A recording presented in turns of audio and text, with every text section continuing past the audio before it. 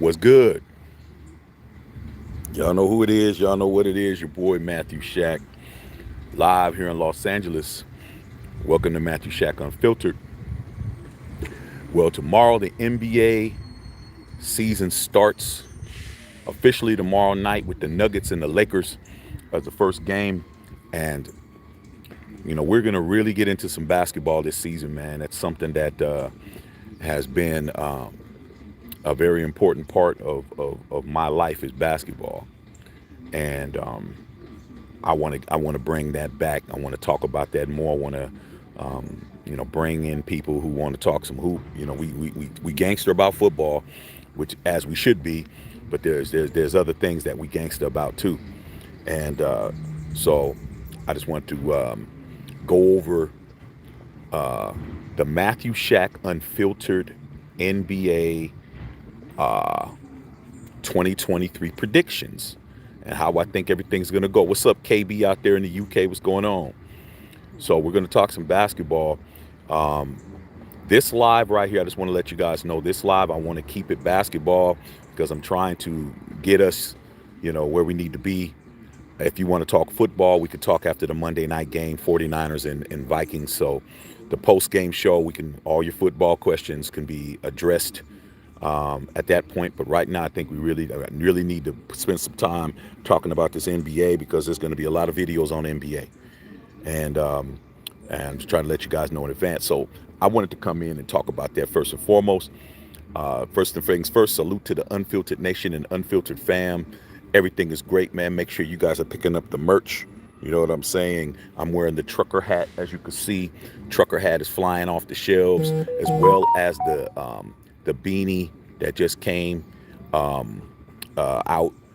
That's selling like gangbusters and other things that we got the t-shirts and all of that. What's up, Dr. Van? If you could put the link in for people to the store, I would appreciate it. It's Matthew Shack Unfiltered, all one word, .myshopify.com, or you can go to the channel homepage and scroll at the top of the page where it has the navigation, and you can go to the store and get it there. But we're gonna talk some basketball, man, and we're gonna get it in. Okay. We understand this. There's 30 teams. We're not going to go through every team. We're going to talk about the top 10 teams because those are the teams that are most likely to win the championship is the ones that we are predicting to be in the top 10. Okay. So let's go ahead and make that happen and pull up my paperwork. You know what I'm saying? I got some notes. I got my notes, man, because I wanted to make sure that I wasn't just going off the dome piece with this basketball, man. So we all know my boy Dr. Van Nostrand's on here, Nuggets fan. He's defending champions. The Nuggets have never been in this position before because they never won a championship, but now they are the champs and now they have to defend their title. All right. So as far as the Nuggets and the Lakers are going to be playing tomorrow, 4:30 here in Los Angeles time. That's going to be must-see TV, man. We got a lot of shit to prove us Laker fans because the Nuggets, they swept us last year. Them motherfuckers swept us, dog. Like, there ain't nothing to talk about in regards to that. They straight swept us. Okay? But let's get to it. So, number one ranked team, Matthew Shack Unfiltered. Number one ranked. That doesn't mean you winning the title. Just means I'm going to keep it honest. I'm going to keep it real. Okay? The Nuggets. The Nuggets are number one, man. They're the number one team right now as far as the predictions. Okay? Caesar's Palace has them winning 51.5% 51.5 games out of 82. They're going to be a 50-plus team. And they are favored to plus 420 to win the championship. That's not the highest one, but they're going to be in the mix. Okay. Jokic, I'm rating him as the second best player in the NBA. Okay. I'm ranking Jokic as the second best player in the NBA. All right. And I definitely think with him, Jamal Murray, and that crew, I think that as long as injuries don't come into play, and we know Jamal Murray has been off injured, we know that, but they're just formidable, bro. They're strong. They got everything going. They got Aaron Gordon. They got the bench. You know, they got everything going for them. You know, it's just a matter of how Jokic is going to be able to be what he's always been, which is back-to-back, back-to-back MVP, and like I said, he's ranked second. So I'm putting the Nuggets at all right. That can all change. Okay. Okay. Is the Milwaukee Bucks. Caesar's Palace has them winning 54.4 games. They're at a 400 plus 400. They're ranked a little bit higher than the Nuggets. And the number one player in the NBA is Giannis Antetokounmpo. He's the number one guy in the NBA. Right? My ranking. I'm putting Jokic at 2. I'm putting Giannis at 1. Okay? Yeah, we understand, but you got to understand. Giannis is a little bit higher ranked in my opinion. Okay? They just got Dame Dollar. They still got the pieces that they have. Of course, they got rid of a lot of their defensive pieces that they needed, but I'm putting them at 2. Okay, I'm putting them at 2. The third team that I'm putting in rankings is the Celtics. Caesars got them ranked, winning 53.3% of their games. They're at a plus 380 as far as Caesars is concerned, and they are the favorites as far as Caesars is concerned. People think that the Celtics are going to win a championship. That's why they are plus 380. So the people that are betting on the games, that are actually making this for a living, not fans, but people who are actually betting for a living, say that the Celtics are the favorites. I ain't going to say they're the favorites, but they need to be in the finals. They just got too many things going on. They have this Jason Tatum. I'm ranking him as the 6th best player in the NBA. I'm ranking him at 6. And Jaylen Brown, I'm ranking him in the top 20. But I really think that the Celtics need to be in the finals. If the Celtics don't get in the finals, it's a failure for the Celtics. Do I think they'll make the finals? No. I think that they still need a third person. I think that Giannis and them, and with Giannis and Middleton and Dame Dollar, that's a problem, man, for people in the East, man. I just don't. They got 2 legitimate superstars and 1 legitimate star, and the Celtics don't have. They have 1 legitimate superstar and a couple of stars. I just don't know if they can get it over the hump. But the Celtics need to be in the finals. Like, they have to be there. Like, they have to. They should have been there a couple years ago. I mean, they were there and they lost a couple of years ago, but they need to be back, bro. Okay? They need to be back. Jason Tatum's in his prime. They need to make that happen. All right. 4th ranked team. And like I said, these are rankings. This isn't how it's going to end up. 4th ranked team is the Phoenix Suns. Phoenix Suns, Caesars Palace has them winning 50.5 games. So all these teams that are up here are all predicted to win 50 games. Nuggets are predicted to win 51%. I mean, I keep saying percent. I mean games. 51.15 games. Bucks 54.5. Celtics 53.3. And the Suns 50.5. All these teams should win 50 games. Okay? They should win 50 games. It shouldn't be a problem for these teams to win 50 games. These are going to be the only teams that are going to win 50 games, in my opinion. What does 50 games do? 50 games put you in a better playoff contention and possibility for home court advantage. Okay? In regards to the Suns, you got the 7th ranked player in the NBA, Kevin Durant. I think Kevin Durant is still formidable. I think that he's still going to make shit pop. And then as far as Booker, I think he's like ranked 12th. I'm ranking him in the top 20. Devin Booker. I just think Devin Booker sometimes, man, he disappears when you need him. Okay, I think he's a great player. He's an all-star. He's got a long-range game. He's got a mid-range game. His game is beautiful. He has a beautiful game as far as his shot and his shot selection and how he looks out there, man, I just think sometimes he doesn't, he should. But you got Kevin Durant, so you don't got to worry about that. Okay. So I'm gonna read you guys' comments, man, because I know you guys are talking. I'm seeing you guys talking, but let me get through my little, and then we're gonna chop it up. Okay. Fifth ranked team. You got Austin Reed. You got a lot of return. You got D'Angelo. You know, better in the playoffs because he played like straight dog shit in the fucking playoffs, and he played good in the season. And then when the playoffs came, he forgot how to play basketball. And Rob Pelinka got that roster. He's doing a few things with the roster, but I think that the Lakers will be there. Caesar Palace predicting that the Lakers will win 47.5 games. And LeBron James, I'm ranking him as the 8th best player in the league. And that's pretty good to be damn near 40 and you're still in the top 10.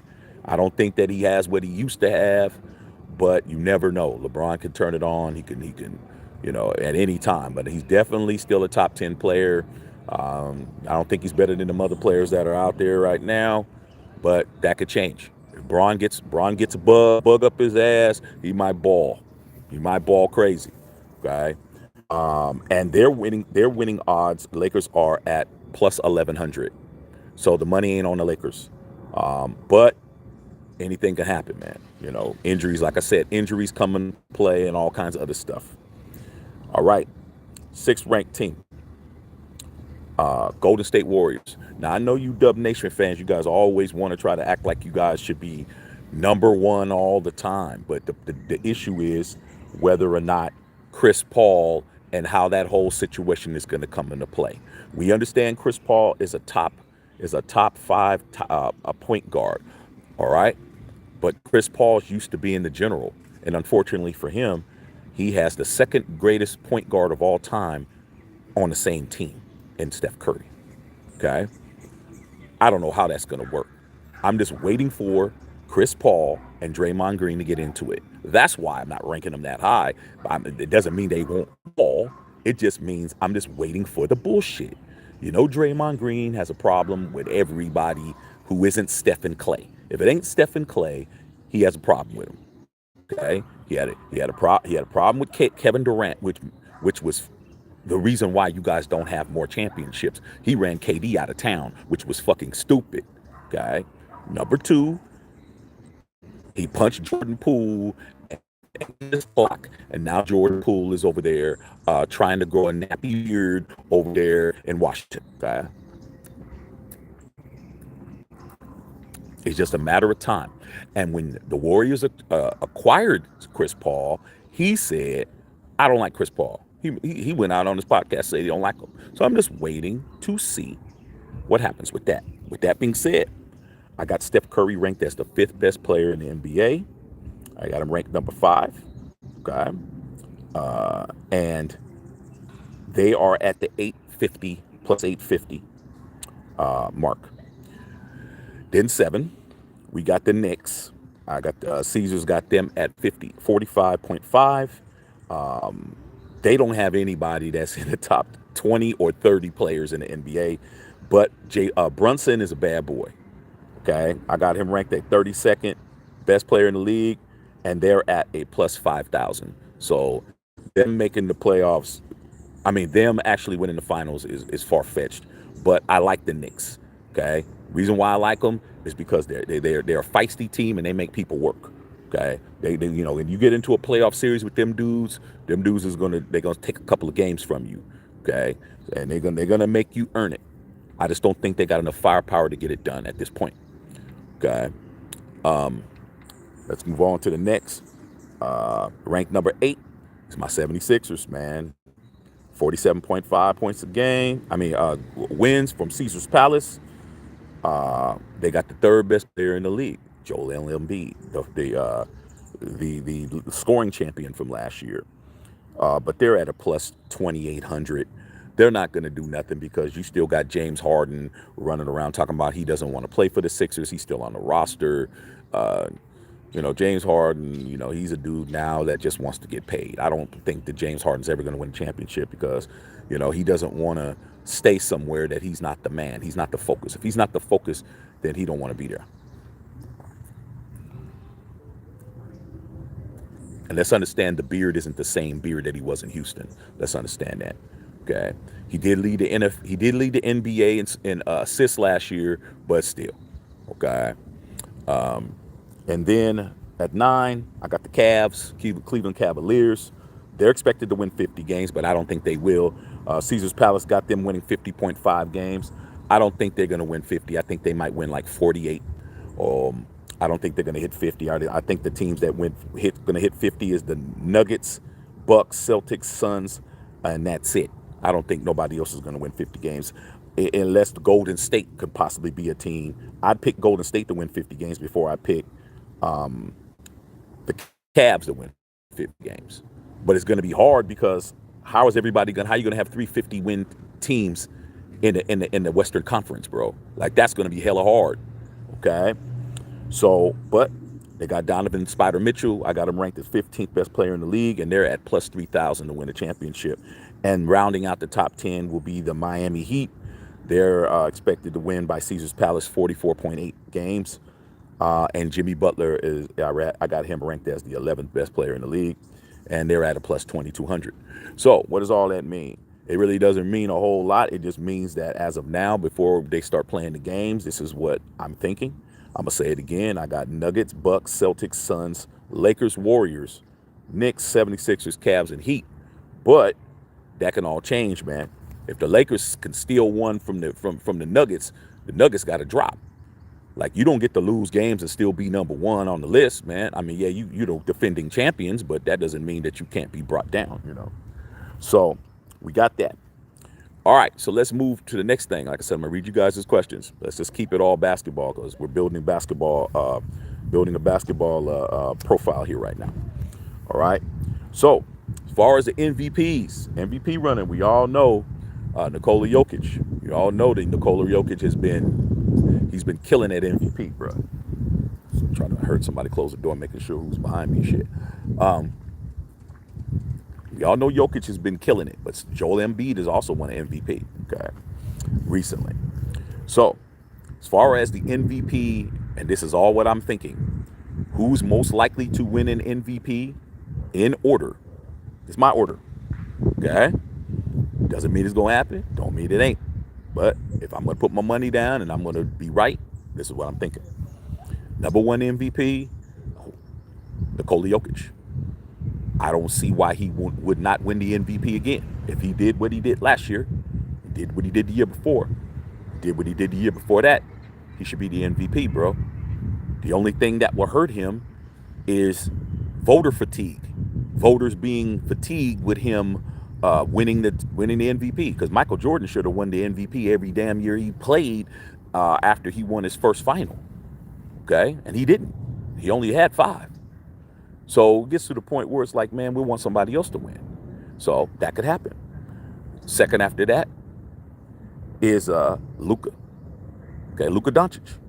I think he's probably going to win it. Okay? Luka is due for something. Okay? He's not going to win a championship unless he gets some help. Him and Kyrie, you know, that's not enough. But Luka is so bad of a boy that they're going to have to give him something, bro. I mean, he's got to get something. Luka's going to wind up getting the MVP. I think it might be this year. Okay? So I got Luka at 2. I got Giannis at 3. Obvious reasons. Another back-to-back MVP. Got Jason Tatum. He's another dude that's on the cusp. Okay? Joel, of course. But Joel had to struggle to get his first MVP. He had to struggle to get that. Steph. We all know Steph got multiple MVPs. SGA. SGA is another young dude. I just think he's not going to win it because Shai Alexander, I can't pronounce his middle name, for OKC, because he's in a small market. I just don't think he's going to have to really ball out of control, bro, for him to get the MVP in that market. He's going to have to really ball out of control, okay, for that to happen. Devin Booker, Edwards. Edwards out there with the Timberwolves. Okay, Anthony Edwards. I just think he's too young right now to win it, unless he just has a blowout year. But he's a bad boy. But he's young. I think he's only 21 years old, so he has time. And then Damian Lillard, which I don't think is going to be easy for him to do when he's on a team with Giannis. So that's what's going on with that. In regards to defensive player of the year, last year it was Jared Jackson had won it for Memphis, and I think he's going to win it again. He's definitely a guy that can guard 4 positions out of 5. He can't guard the point position, but he can guard all those other positions. And he's a guy who I think that he's going to wind up maybe win it back to back, unless it's going to be somebody that's a shot blocker. Okay, you know, so we'll find out on that.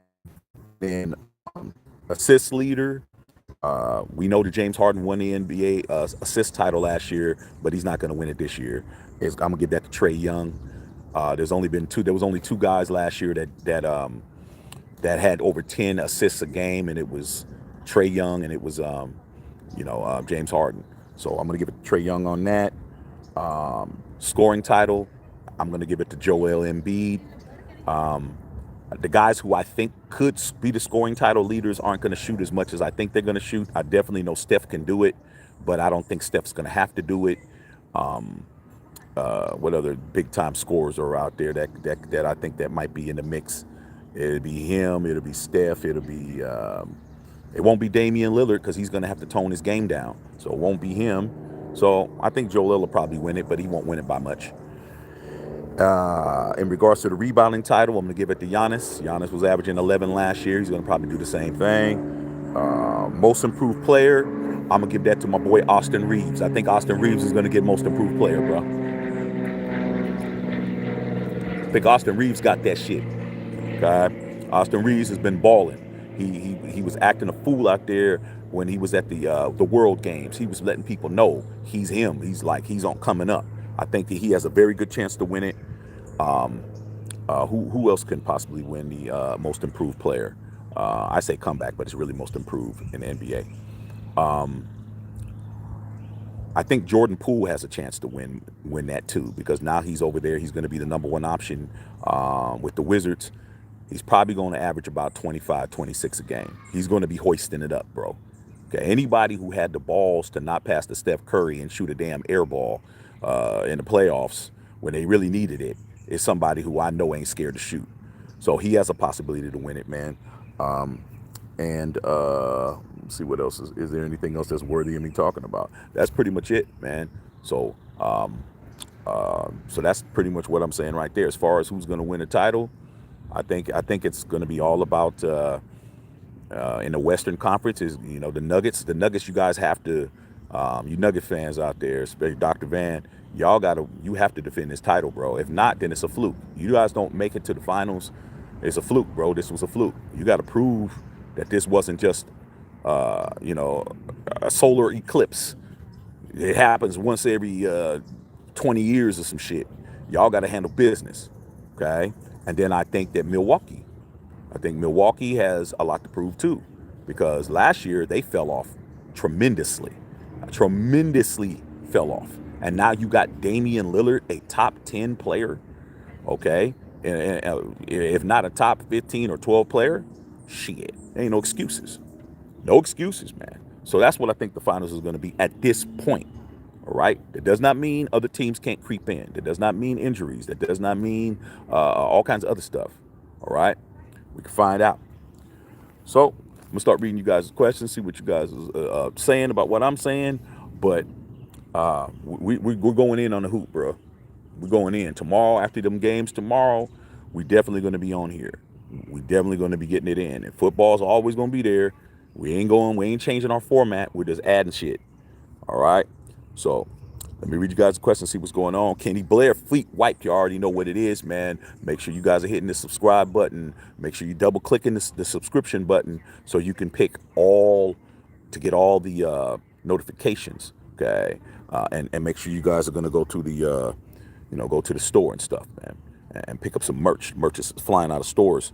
JB, what's going on, big dog? Jabry, what's going on, man? John Fonseca, Shaq, how do you think Kawhi and PG-13 would do this year, my boy? Now that's very important. I'm glad you asked that question, because the Clippers with Kawhi Leonard is the healthiest he's been in a long time, dog. Kawhi Leonard has been a player who you just forgot that he is a 2-time Finals MVP, bro. Like you just forgot how good this dude is. Hopefully he'll be around, and I think that the Clippers will be in the playoffs, bro.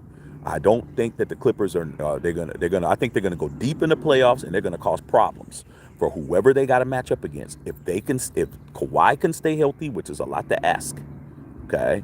And now the NBA has now imposed this whole thing about trying to load manage. NBA's tired of that. Ain't gonna be no more load management. That's out. If you don't uh if you don't play, I think it's 65% of your games, you're not eligible for no postseason awards. Okay? I'm glad they did that because these players are now, hey man, why do I just wait till the playoffs and act like I twisted a toenail and all that. NBA said if you don't play at least 65% of the games, whether it's injury or whether it's bullshit, you're not eligible for MVP. You're not eligible for a scoring title. You're not eligible for Defensive Player of the Year. You're not eligible for Comeback Player of the Year or Most Improved Player. You're not eligible for nothing. Okay? And that's gonna hurt people because that's how you get your bonuses. Okay? You get bonuses for MVP. You get bonuses for All-Star. You won't even be an All-Star. You won't even be an All-Star, bro. Okay? If you're not playing 65% of the games, you won't even be eligible. Well, I shouldn't say that. What I mean is, you will play an All-Star game, but you won't have All Pro on your shit. Like you won't be recognized as an All Pro. Like you say, oh, 6-time All Pro, All NBA selection. Nah, dude, you might have got elected and you played in the game, but you only played 60% of your game, so you don't get that at the end. So you don't get the 5-time, 6-time, 7-time. You got to play. And it's going to hurt the players that are really hurt, but hey, that's what happens when people take advantage. Okay? So I think the Clippers will be there. Dr. Van, what's going on? Cocaine, I'm rolling with the Lakers. Hey, man, it's always Lakers, bro. But you know what? We're gonna say what it is and not what it ain't. Right now, the Lakers are not favored to win anything. Okay? Doesn't mean they will. Doesn't mean they will or they won't. All I know is Anthony Street Clothes Davis has to have on a uniform playing basketball. He can't be on the sidelines figuring out if he wants to wear Gucci one day, if he wants to wear Louis V the next day, if he wants to wear Prada the next day, what sunglasses he's going to have on the sidelines and shit. That's not going to get it done. Okay? He's got to play, bruh. Okay? These guys have been skating along for long enough. Pandemic bubble situation was 3 years ago. Time to get back there and play basketball. Okay, Monty Grossman tomorrow is on and popping. James Harden still making the team NBA, making the NBA not like him, and it's not. Yeah, it is what it is with James Harden, man. James Harden is a guy. Like if you guys have been watching, I don't watch his show, but I do check out Gilbert Arenas. Gilbert Arenas, he be running around acting a fool, bro. But I be seeing a lot of his social media posts, and he's one of those guys that's trying to validate. What would you rather have? Would you rather have $100 million and don't win a championship, or would you rather make $50 million and win a championship? And he said, anybody who picks 50 million in championship is a fucking idiot. That's his words, because he's one of those guys that made a shit ton of money and he didn't win no championship. And so I think James Harden is taking that to heart. James Harden's like, look, man, shit, I'm gonna get all the money and live like a rap star, live like Little Baby, and be like that. I'm still a Hall of Famer. I'm still a top 75 player, but without a team that's formidable who wants to take him on, he ain't gonna win no championship. I mean, how many opportunities does this man need? You know what I'm saying? It's like, come on, James. So, it is what it is, dog. He wants to shit on the Sixers because he thinks the Sixers ain't gonna do shit. But then again, he's probably gonna get traded to another market and ain't gonna hurt him because he's gonna get his money. That was all he cares about, really. Dr. Van, Nuggets trying to defend their title and repeat the season with another Lakers L. We'll find out. We'll find out tomorrow. We'll see if you guys can do that tomorrow. But if the Lakers beat you, I don't, it ain't gonna be nothing but hot lava being spit out over here. Okay, make sure y'all go to the store. That's the link right there. Cocaine, no excuse. We got swept in 4 games. This year's different. As long as we healthy, we good. Yeah, man, you can't have the Lakers can't have the Nuggets win 5 consecutive games on them, bro. Like, you gotta understand that when the Lakers lost, it was this year, bro. It was still 2023, bro. It was in June when that happened, bro. That's only a few months ago. Like the Lakers need to have some pride and make sure they win this opening game. Okay, come on, dude. All right. Charles B. Shout out from the ATL. Hey man, the Hawks. Hey man, like I said, man, the Hawks is a team. They just need some pieces, man. You know, Trey Young, man. Trey Young is a good young player, bro. You know, just need some pieces, bro. Need to help that boy out, man. Need to help him out. Nate Smith was going on. Nate was popping. Okay, Julio Barrera was popping, man. Lakers show, Lakers show. That's what we do, man. I'm hoping that Anthony Davis is the catalyst, man. You can't rely on LeBron James to carry a team no more, dog. He's still a great player, but he's 30, going to be 39 and before Christmas. Was it after Christmas? I think his birthday is like the 28th or some shit. After Christmas or around Christmas, his ass is going to be 39 years old, bro. You know what I'm saying? So you can't expect him to carry a team on his back. You know, he might be able to carry a game. I know he can carry a game. I know that. He could probably carry a couple of games. He might be able to carry a series. But him carrying a whole season, that's not going to happen.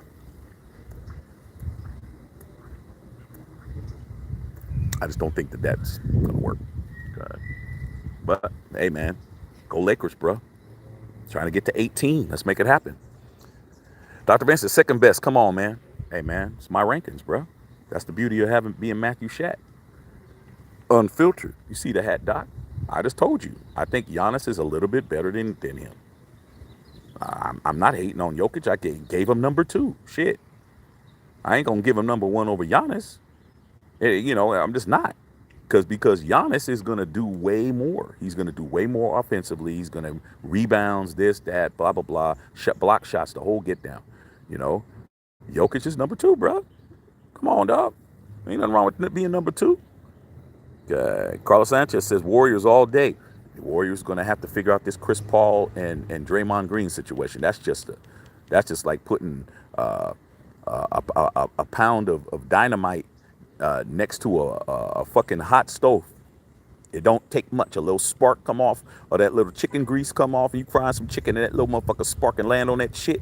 All y'all blown to smithereens. I'm just telling you, man. Draymond is that type of dude, man. He's that type of cat. Okay, I just think it's gonna happen. Chris Paul ain't no punk. Chris Paul's a little bully little dude too.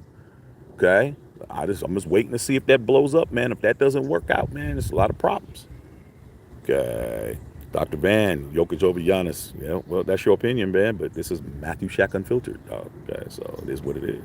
Okay. Imani said, if Jamal Murray keeps doing what he did, yep, but the difference is I'm not sure they're going to get 30 points and triple doubles from him and Joker at the same time in the same game. That's facts. Jamal Murray is a guy who I never really. I remember him in college. I remember when he was, you know, his earlier years. I never thought of him really being that great of a dude for me to even pay attention to until last year in playoffs, dude. He just fucking said, "Hey, I'm here." He was hitting everything. I was like that. You know how it is, man. We seen the shot say break or that's off. He was like, I don't know what the hell you talking about. Sha-sha. He was, I was like, fucking Jamal Murray was hitting everything. His perimeter game was ridiculous, bro, in the playoffs, man. Especially against the Lakers. He was just hitting every fucking thing. Then after they beat the Lakers and then when they went to the finals, I said, okay, they're not going to be able to sustain that. Shit. He far exceeded that, bro. Okay. Unknown Raider guy, what's going on, big dog? Okay. Yeah, we're going to talk basketball right now, man. Any football comments and questions will go after tonight's game, man. It's going to be a good game. Mind your 49ers play the Vikings. I expect the 49ers to avenge last week's loss. Shit. But we're going to talk basketball, bro. We're going to keep it basketball.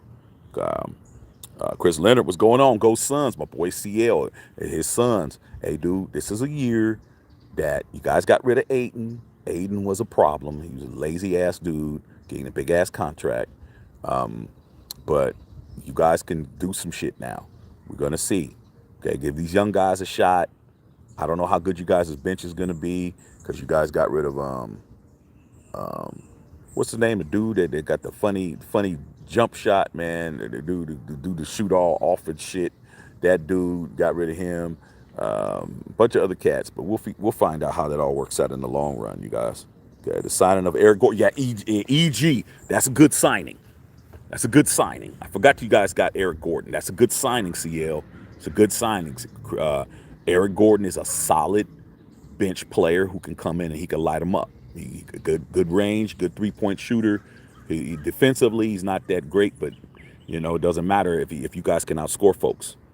Uh, Richard Patterson, Warriors underrated, deeper than most fans think. We got to be done on the floor. We'll see.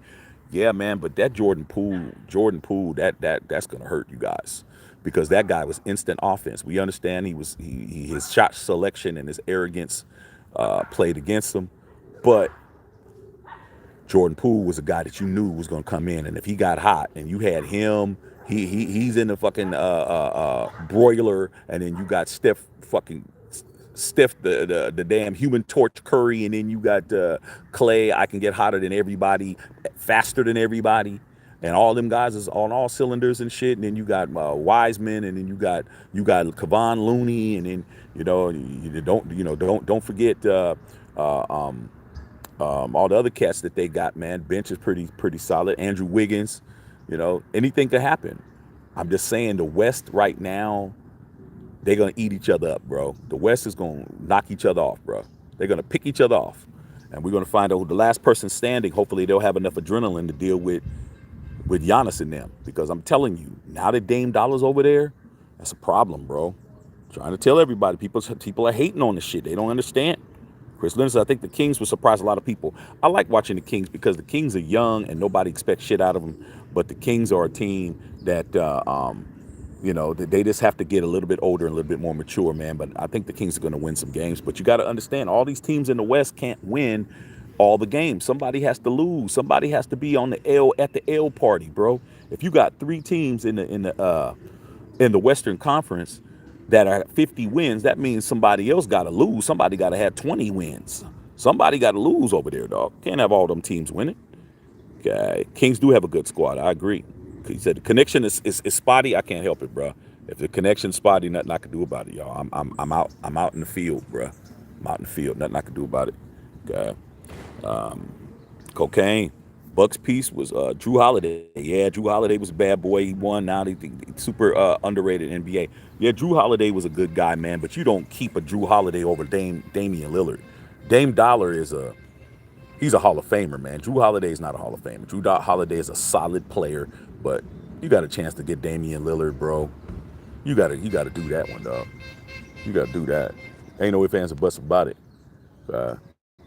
I may have to go over here, man, where it ain't so hot. It's starting to burn up over here. Okay.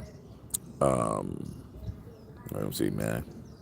Nurk is much better, maybe offensively. Yeah, he's good. Maybe not defensively. Chris Leonard, Paul won't stay healthy. Draymond at some point will be suspended. Draymond is just he's his own enemy, man. Okay. Cocaine. Chris Leonard, Shaq. When the Suns play the Warriors, do you think Chris Paul will get booted? No. Chris Paul's not going to do nothing crazy. He doesn't have nobody on that team that he dislikes, So, shit, Monty Williams is gone, so he disliked him and some other people. Underrated as a diehard Golden State Warrior fan, I never wanted CP3 or another elite guy, KD or Giannis. Hey, man, but you got to understand the genius that is Steve Kerr thinks differently. Steve Kerr would not have CP3 on that team if he didn't think that would help y'all win a championship. No ifs, ands, or buts about it. Okay. Let me go over here, man. Let me try to round step and walk over here, man, where it's getting in the shade a little bit, man. But yeah, man, I'm enjoying this basketball talk, bro. This is what it has to be, man. I can't be talking about just the same thing all the time, man. We're gonna talk some hoop. We're gonna get some real hoop knowledgeable people on this channel, bro. And we're gonna make it clear that we're knowledgeable in several subjects, you guys. Walk over here. Get up under the shade. Beautiful day here in LA, as you can see. Wonderful. Everything is going great. Hope everything's cool with all y'all out there, man. Hope you guys is blessed out there. Hope you guys are having a great day and everything's cool with your families and all of that. But yeah, we doing us, man. We doing us. Perfect. I come right over here. Sit right here. In the shade. Yeah. That's what I'm talking about. Maybe the connection will be better too over here too, you guys. Okay, hold on.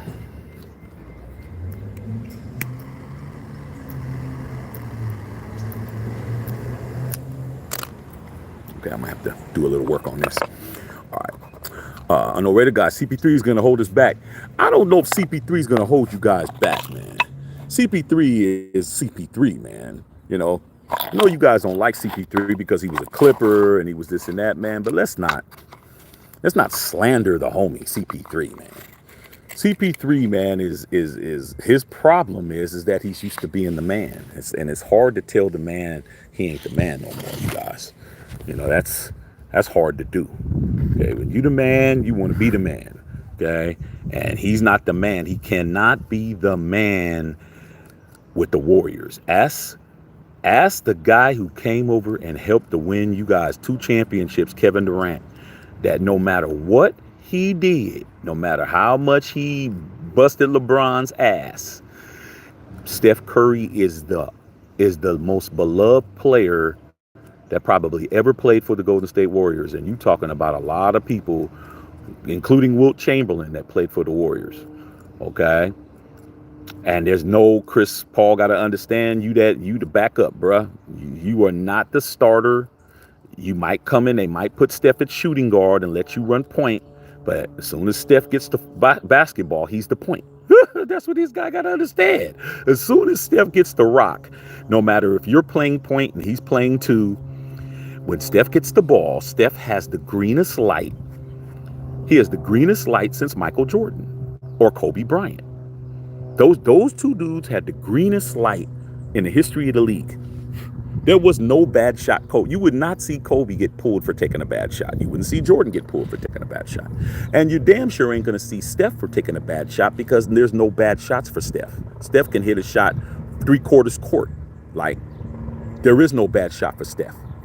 So I don't think CP3 is going to hold you guys back. I just think that him and Draymond going to get into it, dog. And when it happens, it's going to be funny. All right? We're playing hell.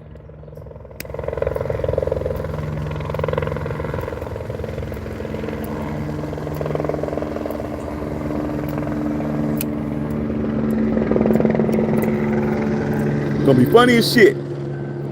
God. I know Raider guy says, be honest, we're not gonna make the NBA finals.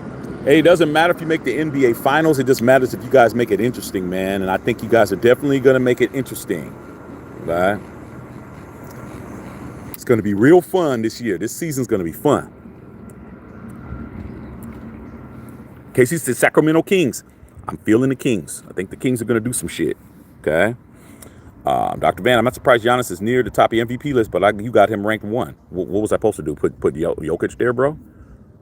Like, MVP, most valuable player, bro.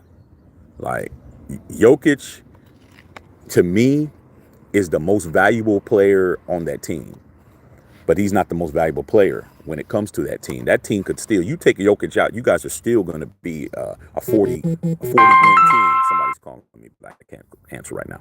You guys are going to still be a 40-win team. Like, that team is a team that could still win. You take Giannis Antetokounmpo off of the damn Bucks and you see what happens. Nothing. You take Giannis off their team, they're a lottery pick. They're a lottery team, bro. The Nuggets aren't a lottery team without Jokic. They're just not NBA champions. So that's why I'm picking Giannis over, because Giannis, they lose Giannis. If you lose Giannis Antetokounmpo for a longer extended period of time, they're not doing shit. The Nuggets can hold on. They could be like, okay, when is Joker coming back? Joker's coming back in a month. Okay, let's form Voltron and let's try to make some shit crack off until he gets back. You guys can do that. Okay, you guys are gonna win and hold off bullshit. Man, Giannis is down. That's it. God. Chris Leonard says, "Hey Shaq, do you think Luka plays his entire career in Dallas?" I think he will. The reason I'm saying that is because Mark Cuban understands business. He's not going to be the guy that's going to say, hey, I don't want to pay anymore. I don't want to spend no money anymore. I don't feel I need to pay this guy anymore. You got to understand, Luka Doncic is an international superstar. It's just like what they're doing with Webaniah over there, and I forgot to do Rookie of the Year. Webaniah, sorry, there's not even going to be no big. I forgot to do Rookie of the Year, but Victor Webaniah is going to be it. But with that being said, I definitely think Mark Cuban knows better.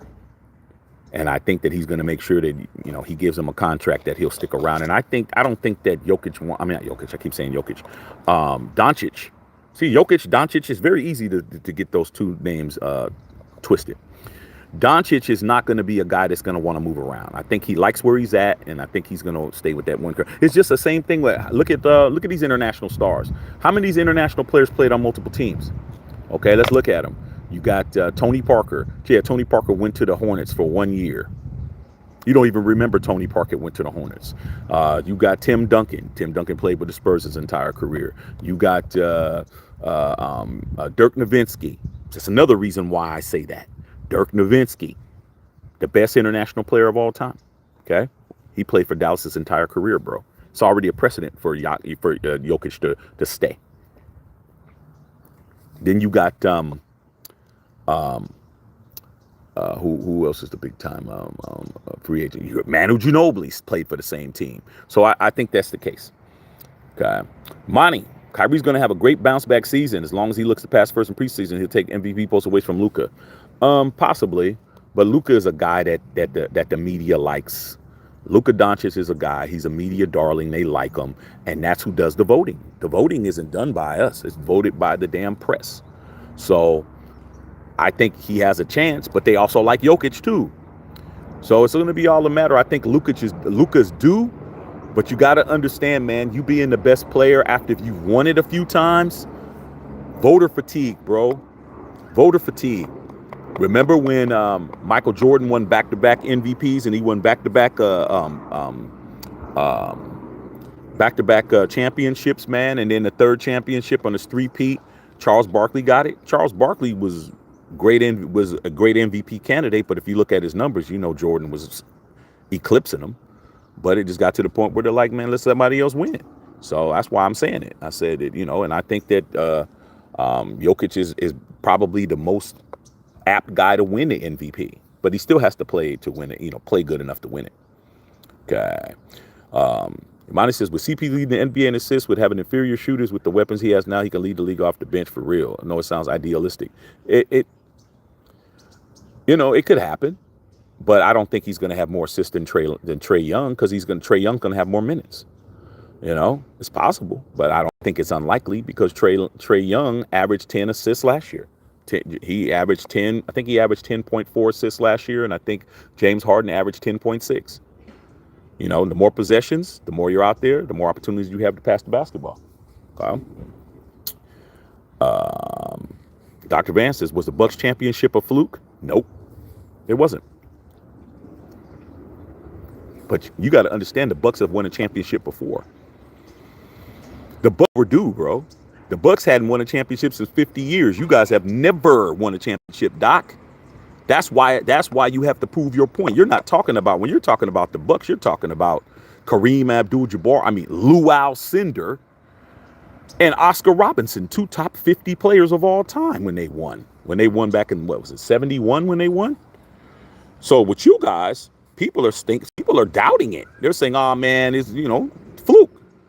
You guys got to win again. You can't compare yourself to the Bucks when the Bucks got 2 championships and you got 1. It's not the same. What's up, JD? Say, Lake, I see is a higher seed in the playoffs this year. Hey, man, all depends on Anthony Street Close Davis. We all know that, bro.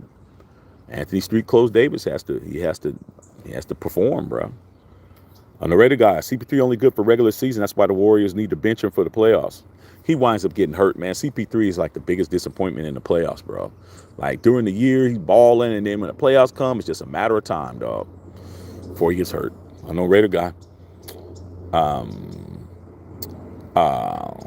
Dr. Van said the cutoff for awards is planned to 65 total games. I said 65%, but hey, 65 games, 60, that's good. I was still right. I just said the wrong shit. I said percentage. Jay says, who would have more titles, Bucks or Nuggets? There you go. There's your answer, Doc. Who has more titles? I mean, almost 80% of the games. Okay, so that's what I'm saying. So yeah, I had the percentage in the game shit right. You have to. If you don't get no postseason awards, which means you don't get no money. You don't get that extra money, that extra 500,000 you get for being the MVP or all that shit. Don't matter, dude. You can average 40 a game. If you don't play 80% of your games, you're not even going to be listed as one of the scorers leaders. Oh man, but Jordan Poole averaged 42 a game. Yeah, Jordan Poole didn't play 80% of the games. That's what happened. It is what it is. All right. Jason Redder, what's going on, pimp? Monty Grosso, James has David Ruffin and Bobby Brown syndrome.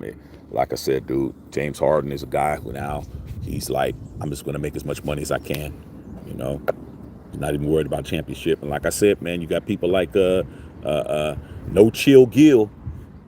No Chill Gill making it real easy for cats not to win no championship now. He's saying, hey, man, it's about the money. Money over chips and rings and shit. Okay. You guys want to change the rules when it benefits you. Okay.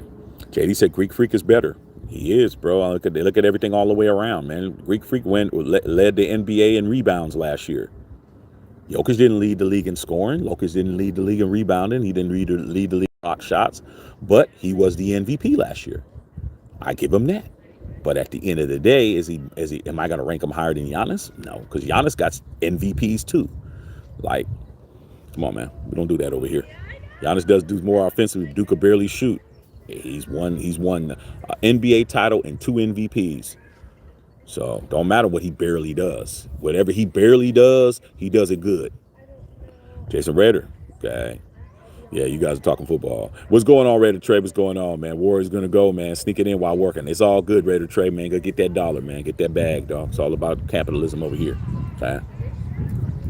So, like I said, man, we're talking basketball, man. I'm loving it.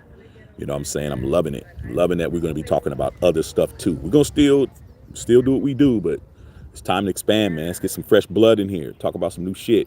Egalitarian Golden State Warriors will win again. Okay. Now am I going to no basketball, no football questions will be read until tonight. It's all basketball. I see what you said, Egalitarian. Golden State, Golden State's getting old. We're going to find out. Okay, we're going to find out real quick, man. Chris Paul doesn't make them younger. That's for sure. Getting rid of Jordan Poole and bringing in Chris Paul does not make them a younger team. It makes them more of a veteran team, though. I give them that. Definitely makes them more of a veteran team. Okay. Monty, Jordan Poole and Coots have become besties. Oh yeah, okay, they are. Okay, we're gonna find out. Okay, good. Like I said, Jordan Poole has really humbled himself, dog, because he really took a beating, bro. He really took a beating in the offseason. Took a real beating. Okay. Dr. Vance said Dub should have kept Poole and got rid of Dre. See, that right there takes a lot to do. That would have took a lot to do, man. Dre is an all-time warrior. You know, and Jordan Poole, he didn't make it. He made it easy for himself shooting them fucking crazy ass shots that he was shooting. You got a wide open Steph Curry, and you decide that you want to be the man. You better make it. I think if Jordan Poole would have made those crazy ass shots, he'd still be on the team. But he didn't, though. He didn't. God. Eddie Willis, your thoughts on the Rookie of the Year? Wemby. He's it. After what I saw after what I saw him do against Golden State, and even though it was a preseason game, Steph was on the court, Dre was on the court, and so was Clay. When I saw the opening tip and they came down the court, and Steph stopped that shot and Wemby, and then they passed the ball down the court, and Wemby stopped, and then Steph did the flyby, and then he dunked it, and then the next time he went down the court, did the dribble behind his back, popped the jumper, and then at the elbow, did it again, dribbled it up. This dude is 7'5". That's what popped it. I don't see no other rookie coming in. I think they're already put his name on that bitch. It's just a matter of presenting it. And I was in San Antonio last month, bro. I was in San Antonio, and everything there was him all over the place. My boy from who I went to the Raiders game with from Australia, he's in Austin. He actually went to San Antonio and saw Wemby play. He actually went up to a preseason game, and he said Wemby's the truth. So yeah, I agree, man. Wemby gonna get it, dog. Cocaine said Wemby gonna get 5 rings. It all depends on what his personnel is. But I tell you what, he's with Popovich, and Popovich knows international players. Popovich has had 3 of them. Popovich has had Timmy. He's gonna had um, um, Ginobili, and he had Tony Parker. Now he has this guy. Okay. All right, go up, James Docker, man. Dude is unreal on the court. He is, man. The West is tough. JD, you already know. Monty Groves, Victor looks like San Antonio might break the NBA record for biggest turnaround. I believe they already have when David arrived. Wemby's not playing, bro. I mean, that dude's not intimidated at all, man. You would think that this guy would come in with some level of intimidation playing against Golden State. And that dude's like, huh? What are you talking about? He definitely is, you guys. Cocaine saying Drew making the Celtics way better. That's true.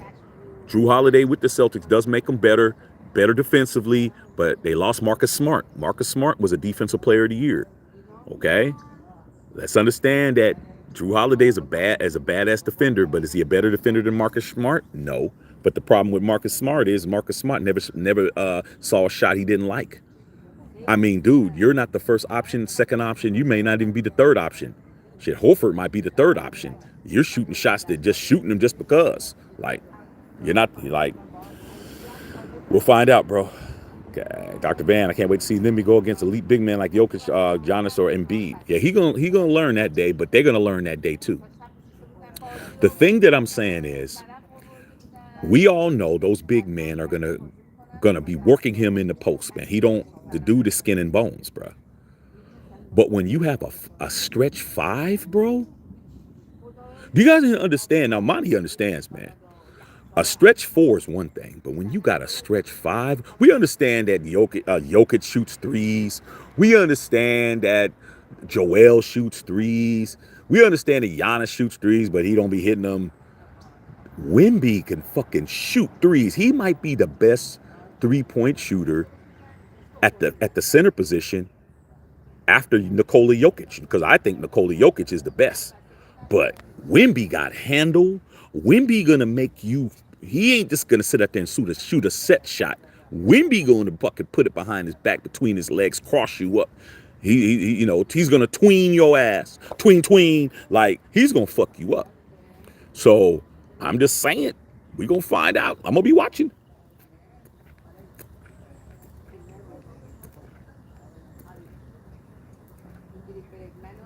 I can't wait.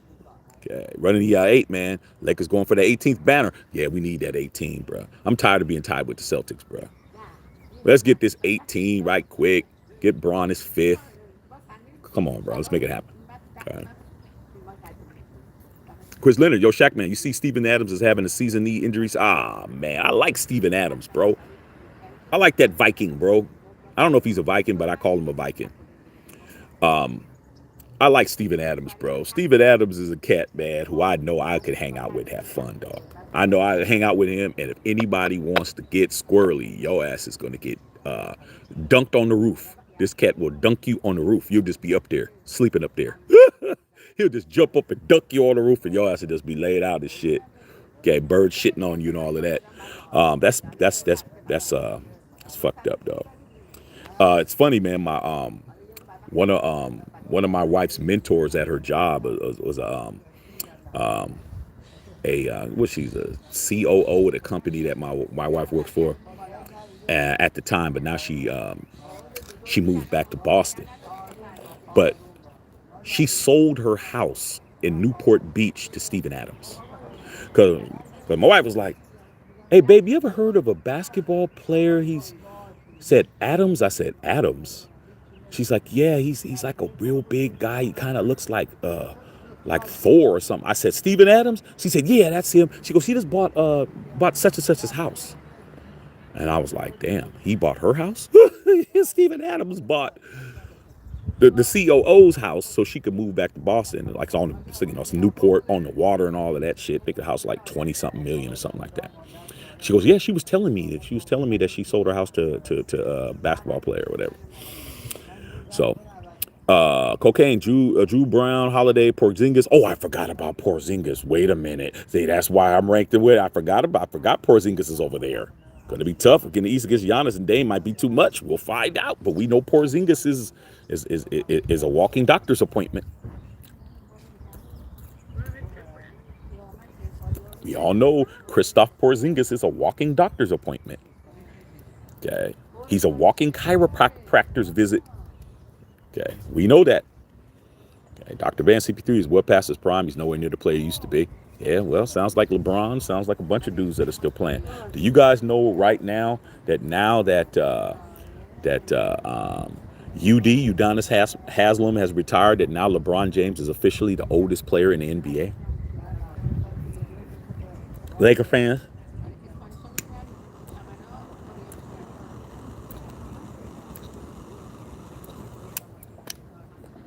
LBJ is now the oldest player in the NBA.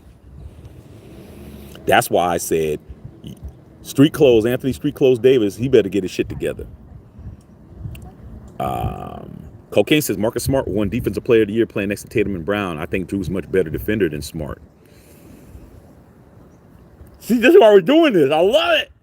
Oh, my God.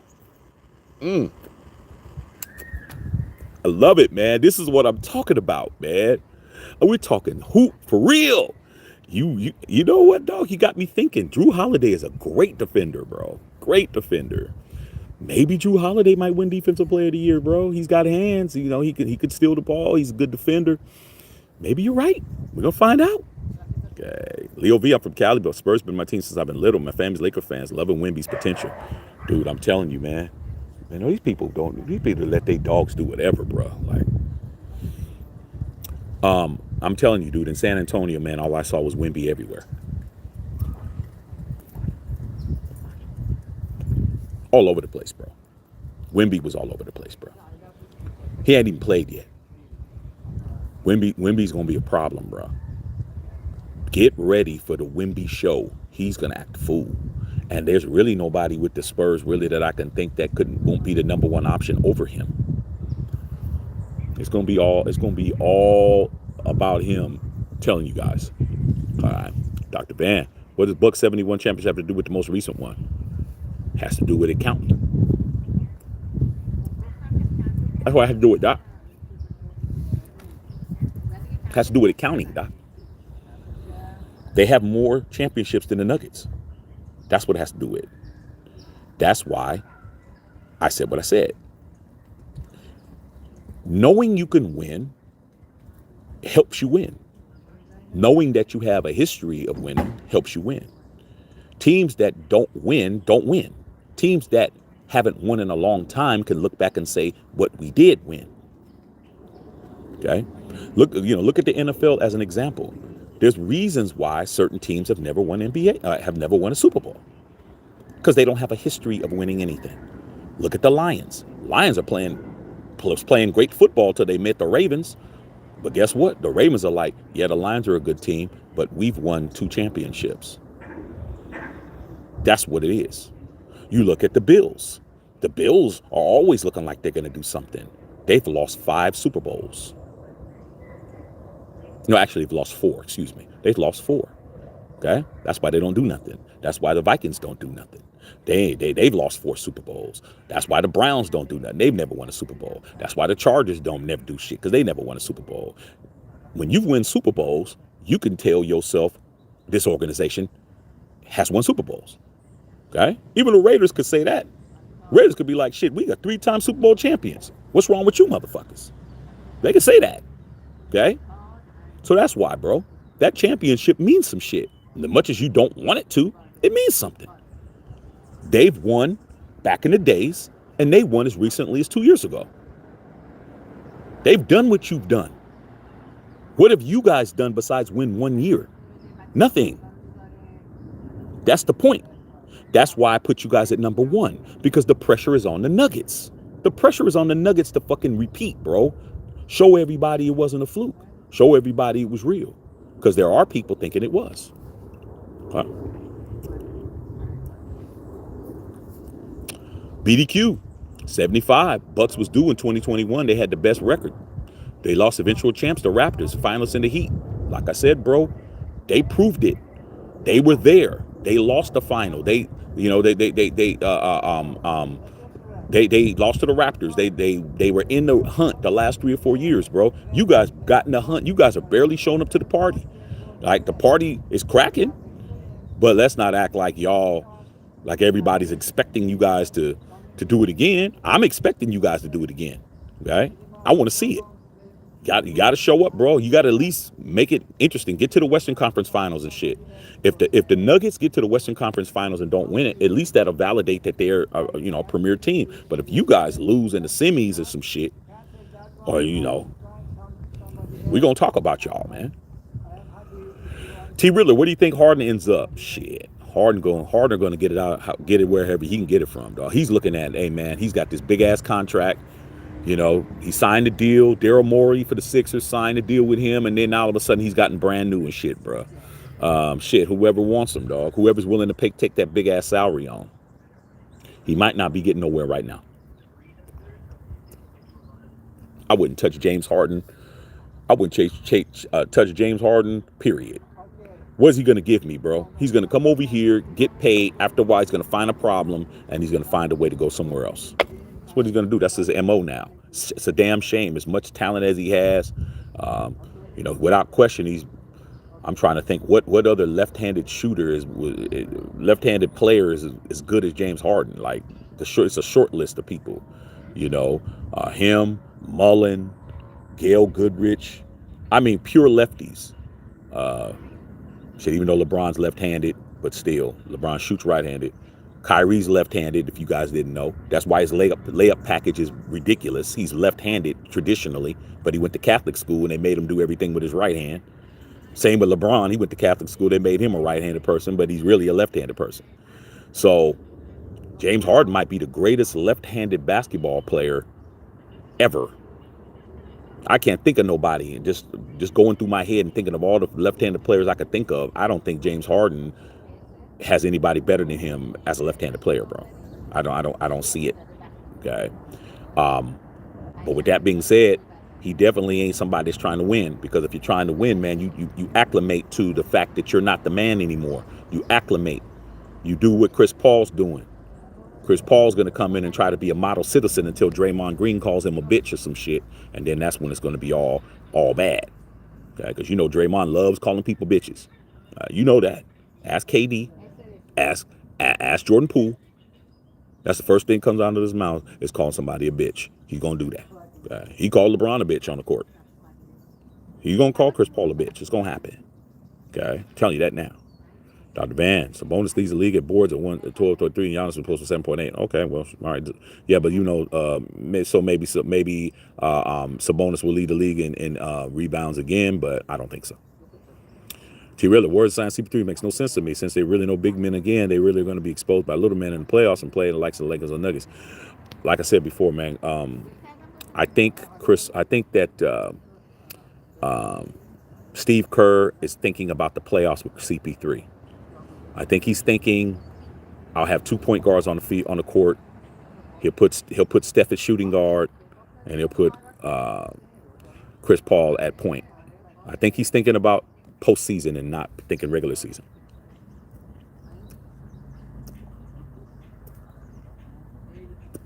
I didn't think it was a good idea him going to Golden State, but like I said, man, I'm not going to go against what Steve Kerr's saying. Steve Kerr says it's going to work, so we're going to see. Sabonis had the most total boards. Jokic third. Knight missed more games. Boogie said Wembley, Wilt 2.0. It's a lot to say, bro. Okay, this is why I love this shit. You guys don't even understand how much fun I'm having right now talking basketball. All you guys out there, Wemby is gonna win the Rookie of the Year. I have to let you guys pump the brakes. You guys need to pump the brakes on the Wilt Chamberlain talk, bro. Let me tell you how bad of a boy Wilt Chamberlain was. Okay? It's same status. I'm not talking about his whole career. I'm talking about as a rookie. Not only did Wilt Chamberlain win the Rookie of the Year in 59-60 season with the Philadelphia Warriors, he won MVP that year. Is Wemby gonna win the MVP of the entire league his rookie year? No. There's only been 2 rookies in the history of the National Basketball Association to win Rookie of the Year and to win the league MVP in their rookie year. Only 2. First one's Wilt Chamberlain. The second one, Wes Unseld, did it in 68. Both of those guys are top 50 players. I don't think Wemby's going to win the MVP of the entire league as a rook. He will win the MVP, win Rookie of the Year, which is what Wilt did, but Wilt won the MVP of the entire league as a rookie. That's the difference. Cut the Wilt Chamberlain talk out, okay? Wemby's not winning MVP, okay? Not happening. But he will win the Rookie of the Year. But when y'all start throwing Wilt Chamberlain's name around, y'all better put some respect. Birdman voice. Or Wilt Chamberlain's name. Rookie of the Year, league MVP. That's what it was. Okay. Dr. Van, go do your research. I'm a human encyclopedia, though. Leo Wemby's style of play is unorthodox. He plays like big centers playing the post. Wemby moves like a point guard. I think Wemby came into a growth spurt late in his life.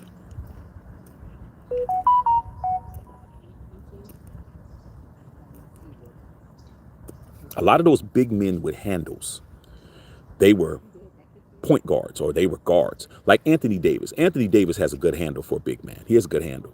Okay? He has a good handle. He can cross you. He can go left. He can go right. He has a good handle. Would I say he has the best handle of all the big men? He's up there. He's up there. People that are his height, but Wemby's handle is elite. Wemby has an elite handle, but I think he grew late. Anthony Davis I think he was 5'10" until he was like a sophomore. He was like 5'10", 5'9", 5'10". And then over the summer, he grew to like 6'7". And then by the time he was a senior, he was as big as he is now. So when you are small like that and you're used to handling the ball and then you get big, it's easier for you to have a handle. But Wemby's handle is sweet, bro. His handle is fucking silk.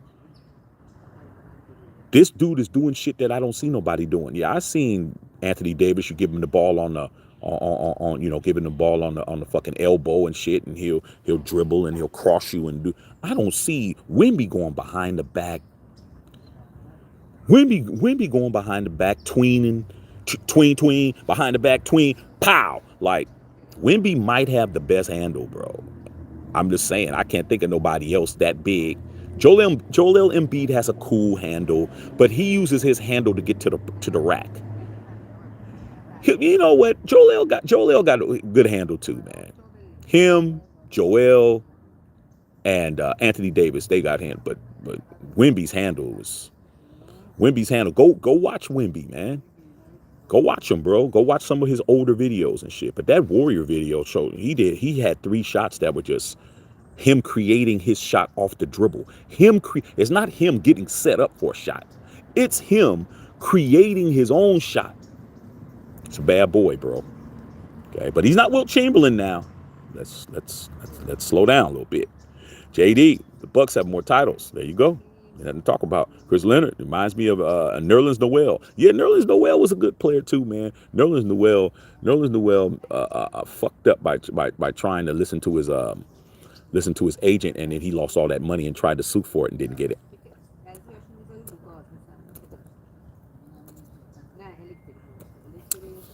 Nerlens Noel was pretty good, man, but he didn't improve good enough.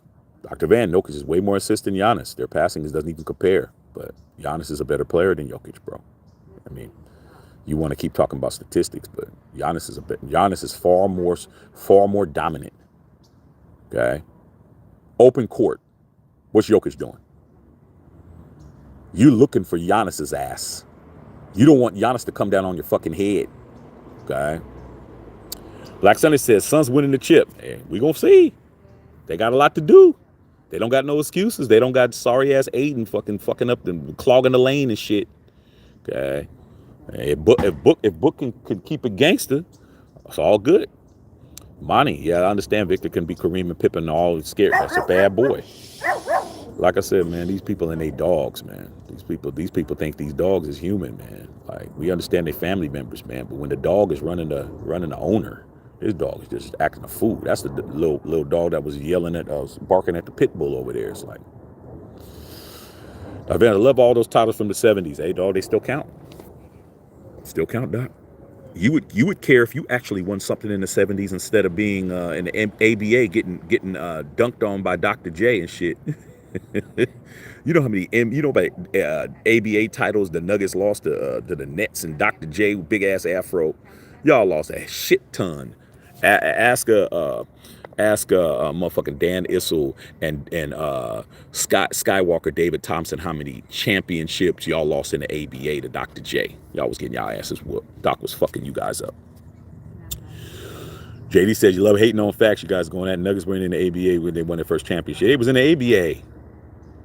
They was in the ABA, bro. I know where they were because I remember when the ABA and NBA was going on. But the only reason why, Doc, the only reason why the Nuggets are in the NBA is because of Julius Erving, bro.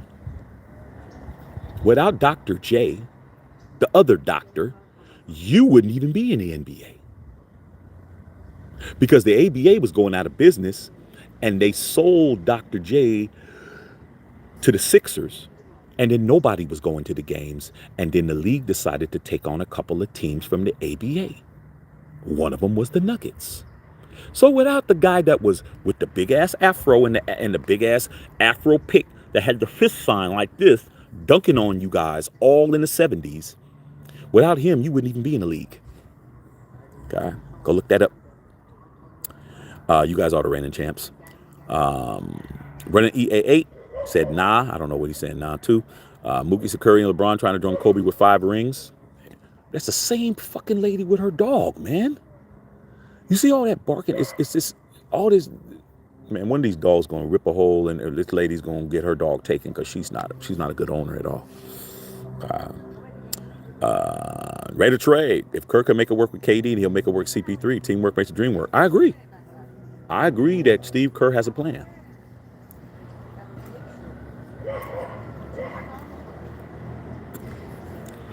Steve Kerr is the best basketball coach in the NBA. Steve Kerr learned from everybody, bro. People don't understand. People forget Steve Kerr's pedigree, especially you young cats. Y'all don't even understand who the fuck Steve Kerr is. Steve Kerr fucking won 3 rings with Phil Jackson. Won 2 rings with fucking Popovich. How great of a coaching tree do you need to be under? You won 3 rings with Phil, 2 rings with Greg Pop,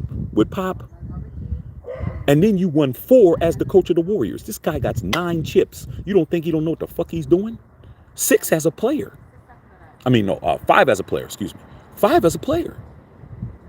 He's standing next to Kobe. Of course, he's not standing next to Kobe, but shit, he's at the party. He's holding the drink. Steve Kerr is holding the drink at the Kobe Memorial Party. Only 4 people with 5 rings or more can show up. Steve Kerr walking in the door, shit. Oh yeah, what's up, Steve? Steve walking in with a whole hand of rings. Okay, Steve know what he doing, bro. Okay. I give him that. Okay. I like Steve Kerr. Imani, Indiana Pacers and Hawks quietly sleepers. Yes. Pacers are a team that could do some shit. And I think Atlanta scared some teams later on in the year, dog. They did a little something. They made the playoffs. They did a little something. Chris Leonard, Holiday's definitely not better than Smart defensively, but he's a better decision maker than Marcus Smart. That's the problem. Marcus Smart's decision making on offense is why he's not with the Celtics. It's not his defensive play, his offensive play. I see plenty of plays. Now, Marcus Smart can hit a 3. Marcus Smart, especially corner 3. Okay? There's 2 dudes in the NBA that can hit corner 3s like that. That's him, and that's the homie, with the shoes and shit. The homie that got all the kicks, man. What's that boy name? Y'all know who he is. He got all the shoes, all the Jordans. He's the best. He's the biggest shoe guy in the game. PJ Tucker. Them two dudes, the little side corner threes. PJ, that's all PJ does. PJ won a whole championship shooting them corner threes. PJ and and uh, um and other guy, they both could do that. Okay, but Smart, I was talking about. But Marcus Smart shoot too fucking much. What's going to happen? So now that he's with Memphis, he's going to get to shoot because you got to remember Ja's out for 25 games, bro. Ja's not going to come back till after the All-Star or damn near All-Star break before he comes back. He lucky he didn't get a whole year. He should have got a whole year for that shit he did. Just stupid, bro. You got off with 10 games with the first gun shit, and then you pulled the gun out again. Like, come on, dude. Even if it was a fake gun, you don't play. You don't play. Okay? Because if it was David Stern, your ass would be out a whole year. Okay? So Marcus Smart's going to be shooting like he wants to.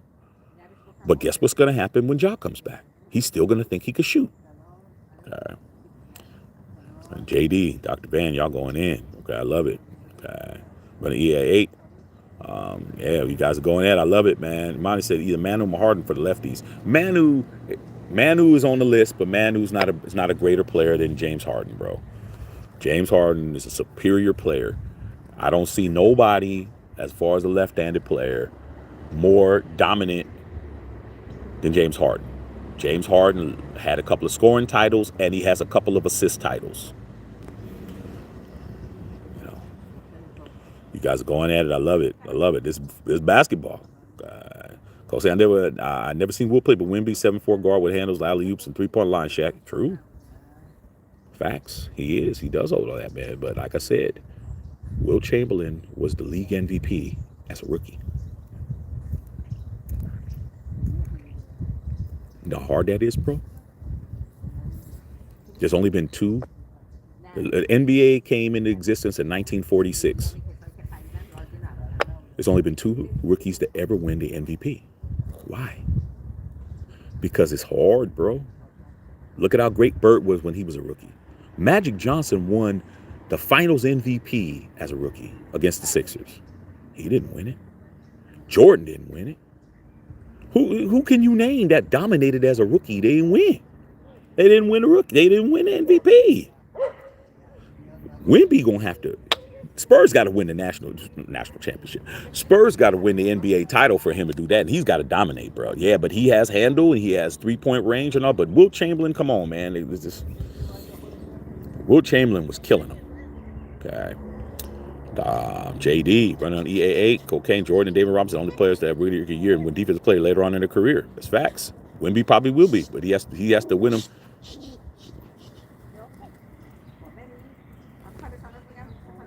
See what I'm saying? You see how the lady dressed up? She old as shit. Trying to wear booty shorts, bro. Come on, dog. All right. Well, he said one hit wonders. Chamberlain was the man. Will Chamberlain was the man, bro. You don't need no cosign. Will Chamberlain was that nigga, bro.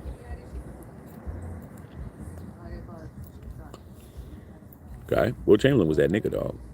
Will Chamberlain is one of the only guys. Like I said, man. Look, ma, no hands. Like, I know everything, bro. Will Chamberlain is one of the only people to ever win a scoring title and win an assist title. There's only about 3 of them dudes. One of them is James Harden. Wilt Chamberlain led the NBA in assists in 72. As a center, bro. He led the league in assists.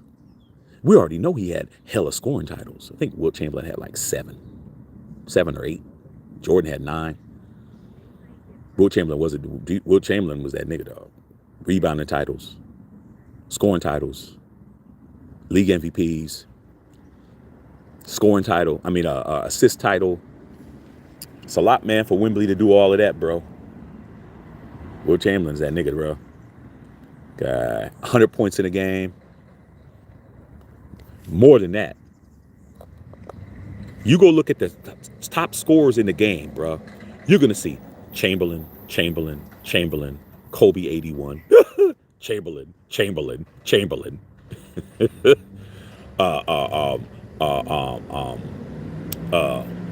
What's his name? David Robinson had 71. Who else scored over that? David Thompson had 73. What's his name? Elgin Baylor had like 75 or 74. So you're going to see Chamberlain all the way down. Did you see Kobe? The second highest scorer who was not Chamberlain was Kobe Bryant with 81. Wemby got a lot of work to do, bro. A lot. You start throwing Chamberlain's name around, I'm going to be the guy that's going to stick up for Wilt, bro. Okay? I'm going to stick up for Wilt. Because if Wemby want to be, if Wemby be what do you think he's going to be? I think he's going to be good. Okay, respect all Wilt, but Wemby has arrived. Hey man, you got to respect Wilt. Wemby got to get it done. Wemby got to do something. Wemby can't just potential is not good enough, bro. He has the potential, but you start talking about him being 2.0. That's a lot to say, bro. I just gave it to you. He got to get started. To be on the trajectory of Wilt Chamberlain, he has to win the Rookie of the Year and he has to win the league MVP. He don't do that, dog. It's an uphill battle, bro.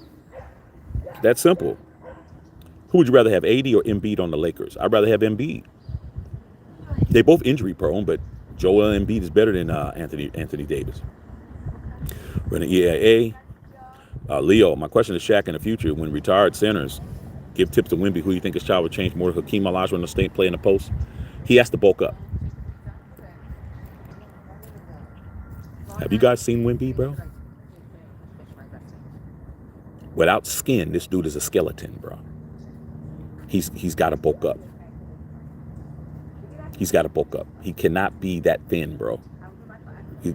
He's going to get banged up, dog. They're going to figure it out. The NBA is going to figure it out, man. They're going to start banging him and shit. Wemby's advantage is Wemby's going to pull your big men out of the paint.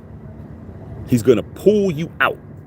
You're not going to, or you're going to try to put a 4 on him. You put a 4 on Wemby, he's going to kill the 4. Your center's going to have to get out of side of the lane and have to fucking guard him, bro. And Wemby got handles, and Wemby can get to the rack, and Wemby can shoot a 3, and Wemby can block the shit out of your shot, and you're not jumping up high enough to block his shit. But he's thin. He needs to be drinking 18 protein shakes a day, bruh. He gets bulked up and he gets some muscle on him, all bad. But he has to build that muscle. Okay, cocaine. Okay. You guys are, of course, you know Doc's don't throw football in, but we're not talking football, Doc. But you guys are talking football. Y'all can talk it all y'all want to. Yeah, you guys are going in. I like it. See, this basketball is the shit, man. I can't wait to get a whole bunch of people on there talking hoop, man. Because I have so much basketball knowledge, as you could tell. I know basketball just like I know football, bro. Like, we got to talk, man. BDQ, Kerr won 4 titles in a row. Yeah, that's right. He did because he went to the Spurs next year. Okay, shit. Steve Kerr won 4 titles before Jordan did. Wow. Steve Kerr had 4 chips before Jordan had 4 chips. Okay. Yeah, I see what's going on with the football. We're gonna talk football tonight after the Niner and Vikings. True best guard defender in the league, I promise you. Possibly. I still think that Smart's probably maybe right there with him, dog. But I got to give it to Marcus Smart because Marcus Smart has the hardware, bro. Marcus Smart has the hardware, bro.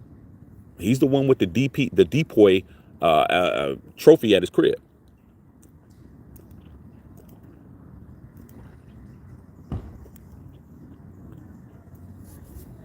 I'm loving this, man. This is beautiful over here. This is a beautiful conversation. I wish we could have other guards. They'd rather play against Drew Smart. I bet they rather face Smart. Well, we won't know that until we do that. Harden, best player to ever not win a ring in history if he don't win one.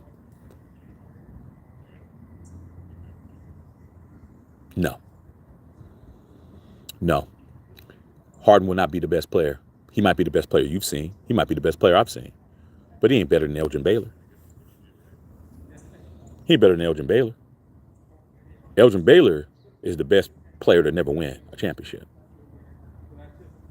Elgin Baylor is the best player who's never won a championship. Okay? I don't even think James Harden's better than Barkley. I don't think he's better than Barkley either. But James Harden's on that list, but Elgin Baylor is the best player to never win a championship, bro.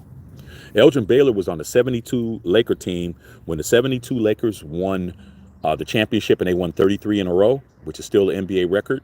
Elgin Baylor retired 12 games into that season, bro, because he had knee injury, knee problems and shit. And he didn't even get a ring. They should have gave him a ring. He was on the fucking team, but they didn't give him one. Elgin Baylor is the greatest player to never win an NBA title, period. Go look up Elgin Baylor. Go look up his stats. Go look up his scoring averages. Go look at his games. Go look at the highest games he ever had. When Jordan scored 63 against the Celtics in 86, I was watching that game. The record that he broke was Elgin Baylor's. Elgin Baylor scored 61 in the playoffs. 61. Okay? Like I said, man, I'm walking the thesaurus up in this bitch. And an encyclopedia and the internet. That lady with that fucking dog again? Crazy. Yeah. Leo, last time I was looking for a rookie like this year for Wembley when D Rose had the amazing year and dominated. D Rose would have been an all-time GOAT if he didn't get hurt. Derrick Rose was just, as far as explosive point guards, him and Russell Westbrook. I just think that D Rose was way more explosive. D Rose was punching on motherfuckers, man. Remember that dunk he did on Dragic? Remember that dunk he did on Dragic's ass? Yeah, I know you remember CL because Dragic was on the Suns. When D Rose came down and he had that damn tomahawk two-handed off of two legs and just crushed it. I was like, Derrick Rose was only like what 6'1", 6'2". D Rose, man, we got robbed on a lot of guys, man. You want to talk NBA? There's a bunch of dudes that we got robbed by injuries, bro. D Rose, we got robbed. Tracy McGrady, we got robbed. Brandon Roy, you guys remember Brandon Roy? I know you remember it, Monty. Brandon Roy that played for the damn Blazers. We got robbed. Brandon Roy, rookie of the year. We got robbed with him. We got robbed by a bunch of dudes, man, that would have been Grant Hill. See, people, man, these guys did not get enough playing in front of a lot of people to give them the credit that they deserve, dude. I'm going to help you guys see these guys. All I got to say about Grant Hill,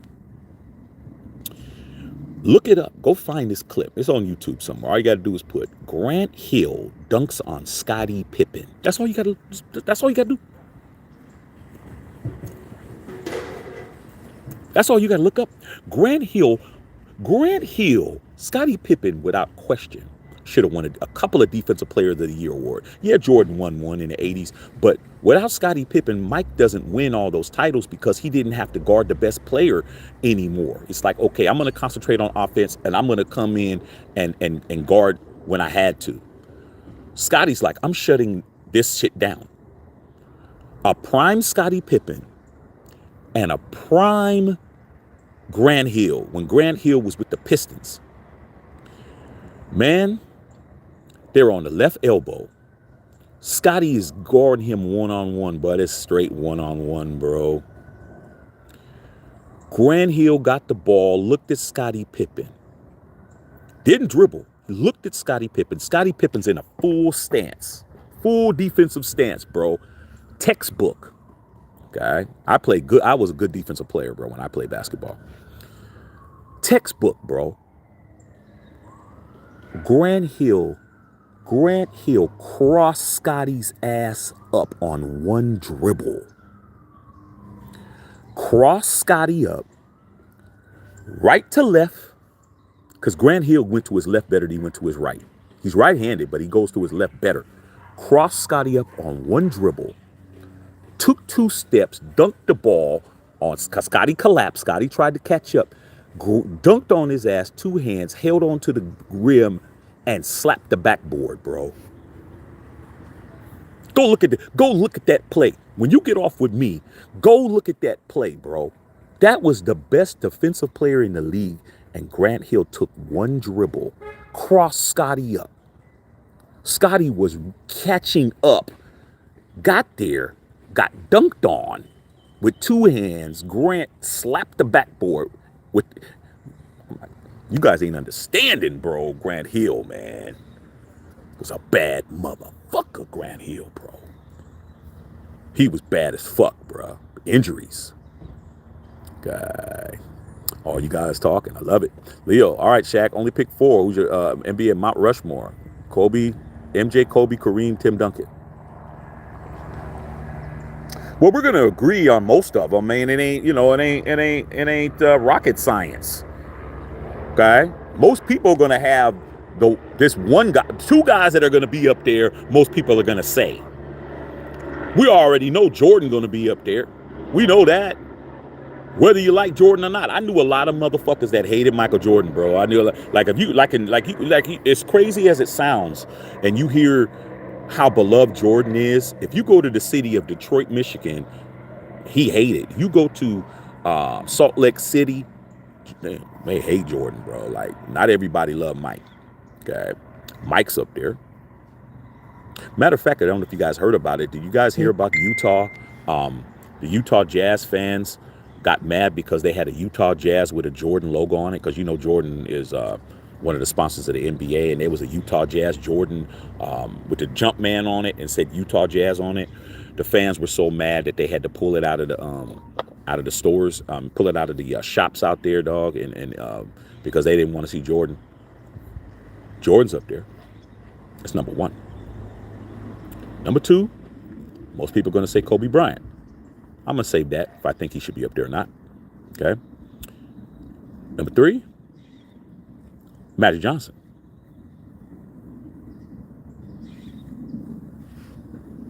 You don't got Magic Johnson up there, bro? How the hell do you not have Magic Johnson up there? Hell wrong with y'all.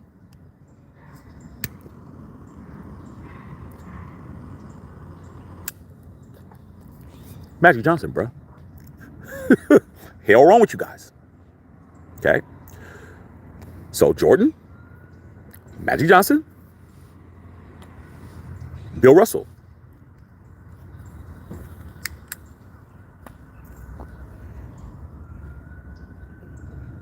$11 championships, bro. I never seen Bill Russell play. Bill Russell before my time, bro. But that's why I'm so knowledgeable. You know why I'm so knowledgeable? Because I acquiesce to the OGs, bro. I talk to people that were older than me. I talked to my dad, my uncles, my friends' dads, and all my people, and they told me about certain people, and I went and did my research. Bill Russell got to be up there, dog. Do you know you cannot wear the number 6? That's the only number in professional basketball you cannot wear. You could wear 23 all day. Bill Russell, bro. 11 championships. Okay? He's got to be up there. There's only 4 people. Okay? Bill Russell, Jordan, Magic. 1 left.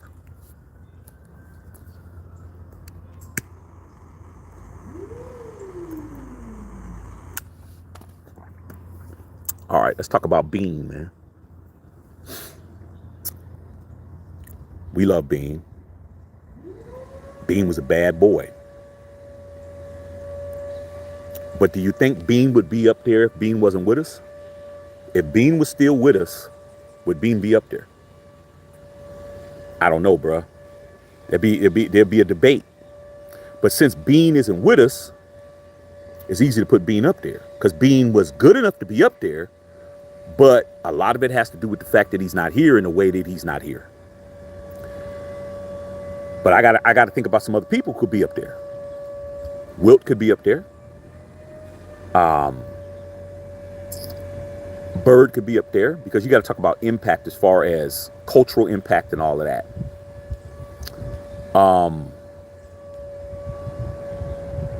Fuck, dude. I say Bean is up there, but Bean is up there because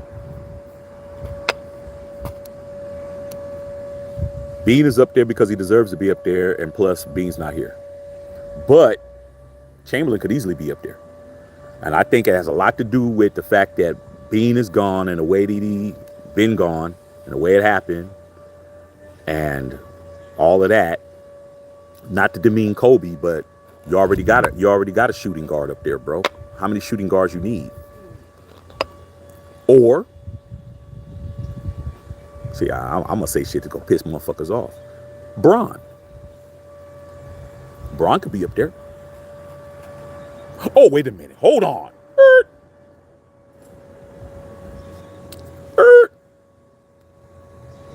Did you guys forget about Kareem?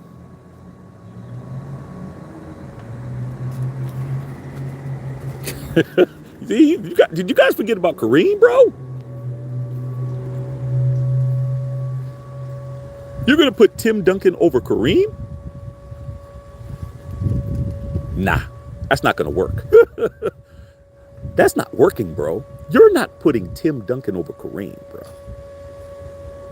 Tim Duncan has 5 championships. No, does he have 5?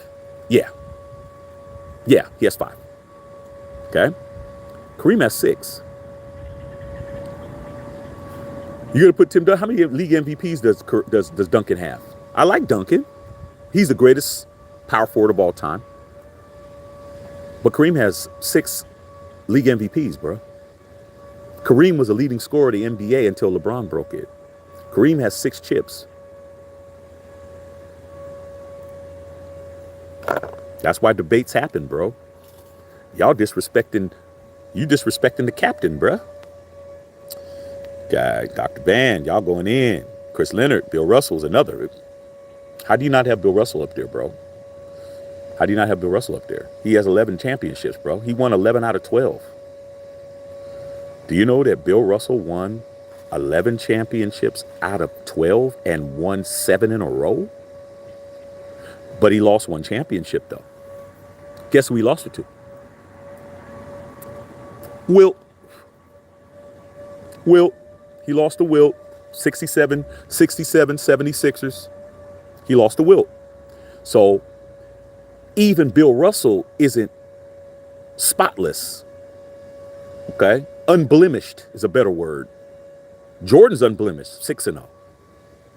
Russell's 11 out of 12. He lost to Wilt.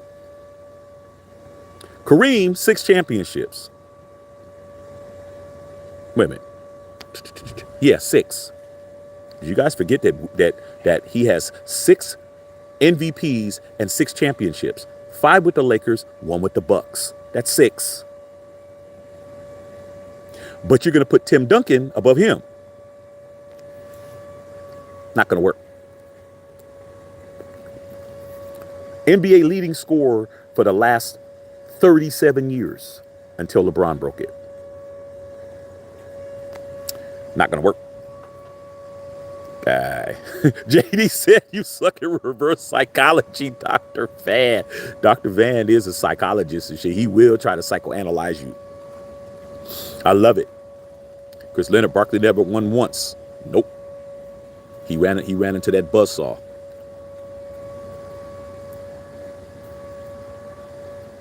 He ran into that buzzsaw, man. He ran into that dude from Wilmington, North Carolina, man. That dude from Wilmington, North Carolina wasn't going to lose that shit. They're running EA8. There you guys going at it. I love it. Wemby has the same body Giannis had coming into the NBA. Facts. Mookie. Facts. Same body, bro. Different skill set. Same body, different skill set. He better talk to Giannis about, hey, Giannis, what do you eat for breakfast? Giannis, what do you eat for dinner? How many snacks do you have in between workouts? Well, what exactly do you do, bro? Wemby gets that body on him, bro, like Giannis is going to be a problem, dog. I'm telling you that shit now. It's going to be a problem, bro. Okay? I'm telling you, it's going to be a problem. Wemby gets that body, it's over. Okay, cocaine. Yeah, Elgin Baylor. Elgin Baylor. Never seen Elgin Baylor. Barkley's number 2, probably. Barkley was a bad boy. See, people get it all fucked up because you see Barkley all fat eating donuts on the TV. Y'all don't understand.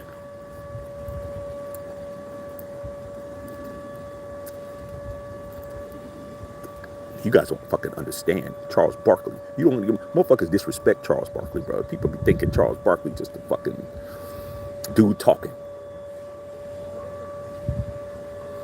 Let me tell you guys something, dude. I'm gonna talk about Chuck for a minute. I remember when I was in high school, bro. And the only channel where you could watch like basketball at that time, Imani knows, was ESPN. ESPN would play, play all these smaller college games or whatnot. And Auburn was a football school because Charles Barkley and Bo Jackson was at Auburn at the same time. Imagine that. As much as a all-time great Charles Barkley is in basketball, Bo Jackson was the man at Auburn. Like, he was being overshined. But they went to school at the same time. They both probably had classes together and shit,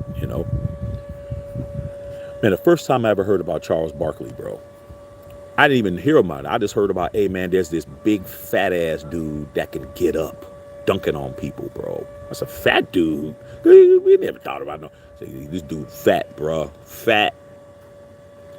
This cat is going coast to coast dunking on motherfuckers, bro. I said, what's his name? He's like, they call him the round mound or rebound. I said, what's his name? He goes, his name Barkley. So I looked in the TV guide, because that's what you had to do. You had to look in the TV guide. I said, you know what? Let me see. There ain't no big ass fat, because we didn't have all the social media and all the shit. There's some big ass fat dude. Fat dude?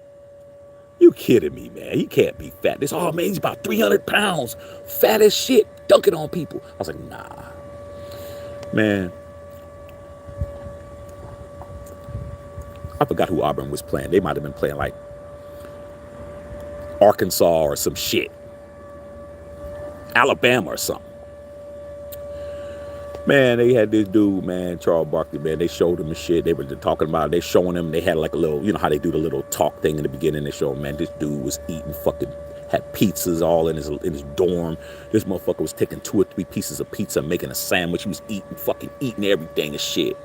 Fat as fuck. I'm like, man, this fat ass dude ain't gonna do shit. I was laughing. I'm like, look at this fat ass dude, man. These guys is.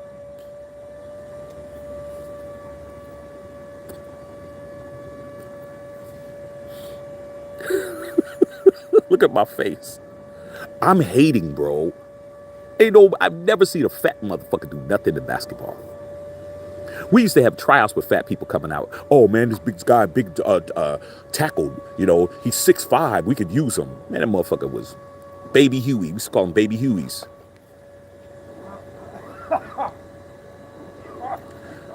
Opening tap. They tapped that ball to Charles Barkley, bro. They were chasing that nigga around, bro. Charles Barkley, from the half court to the rim, he took 2 dribbles. Tip. Boom.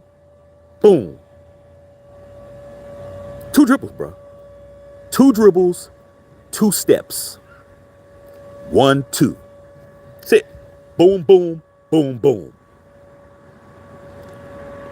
That motherfucker was up in the air, bro. Center came. Barkley took his fucking head off in the rim, bro.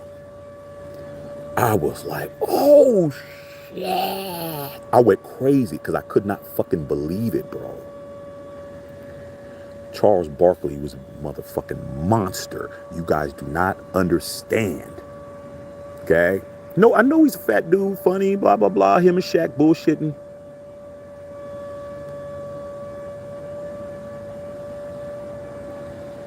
That whole game, Barkley was fucking them dudes up, bro. So one hand snatch rebounds. Imani, put a 1 in the chat, because I know you know. One hand snatches, bro. He was snatching it. Snatching it, not looking for a guard. We all knew, hey, man, you get the rebound, find a guard. Charles like, fuck I need a guard for? Y'all hate on Charles Barkley. You gonna find out real quick you don't know basketball.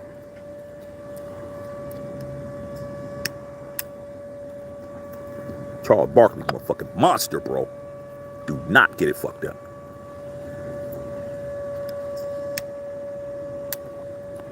And then when he lost weight, when he went to the Sixers and he lost weight the second year, because when he was a rookie with the Sixers, he wasn't getting that much game time because he didn't have to win. And then Moses Malone told him, you a fat motherfucker, man. You need to get in shape.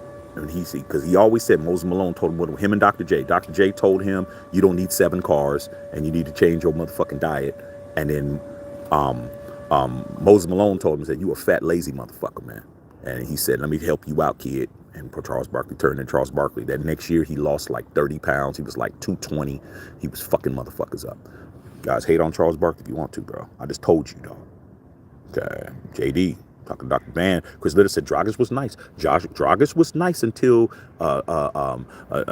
D Rose put him on that poster, bro.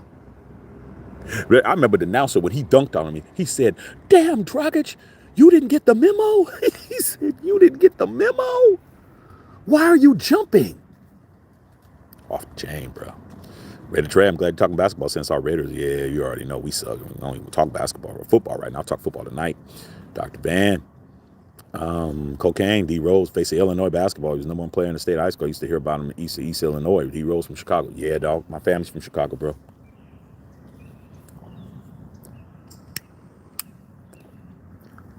It's always good to have family in those kind of markets because you hear about people early.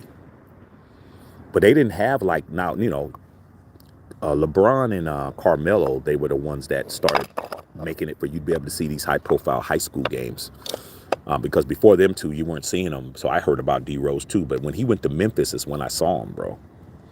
When he went to Memphis, I already knew, like, okay, let me check him out.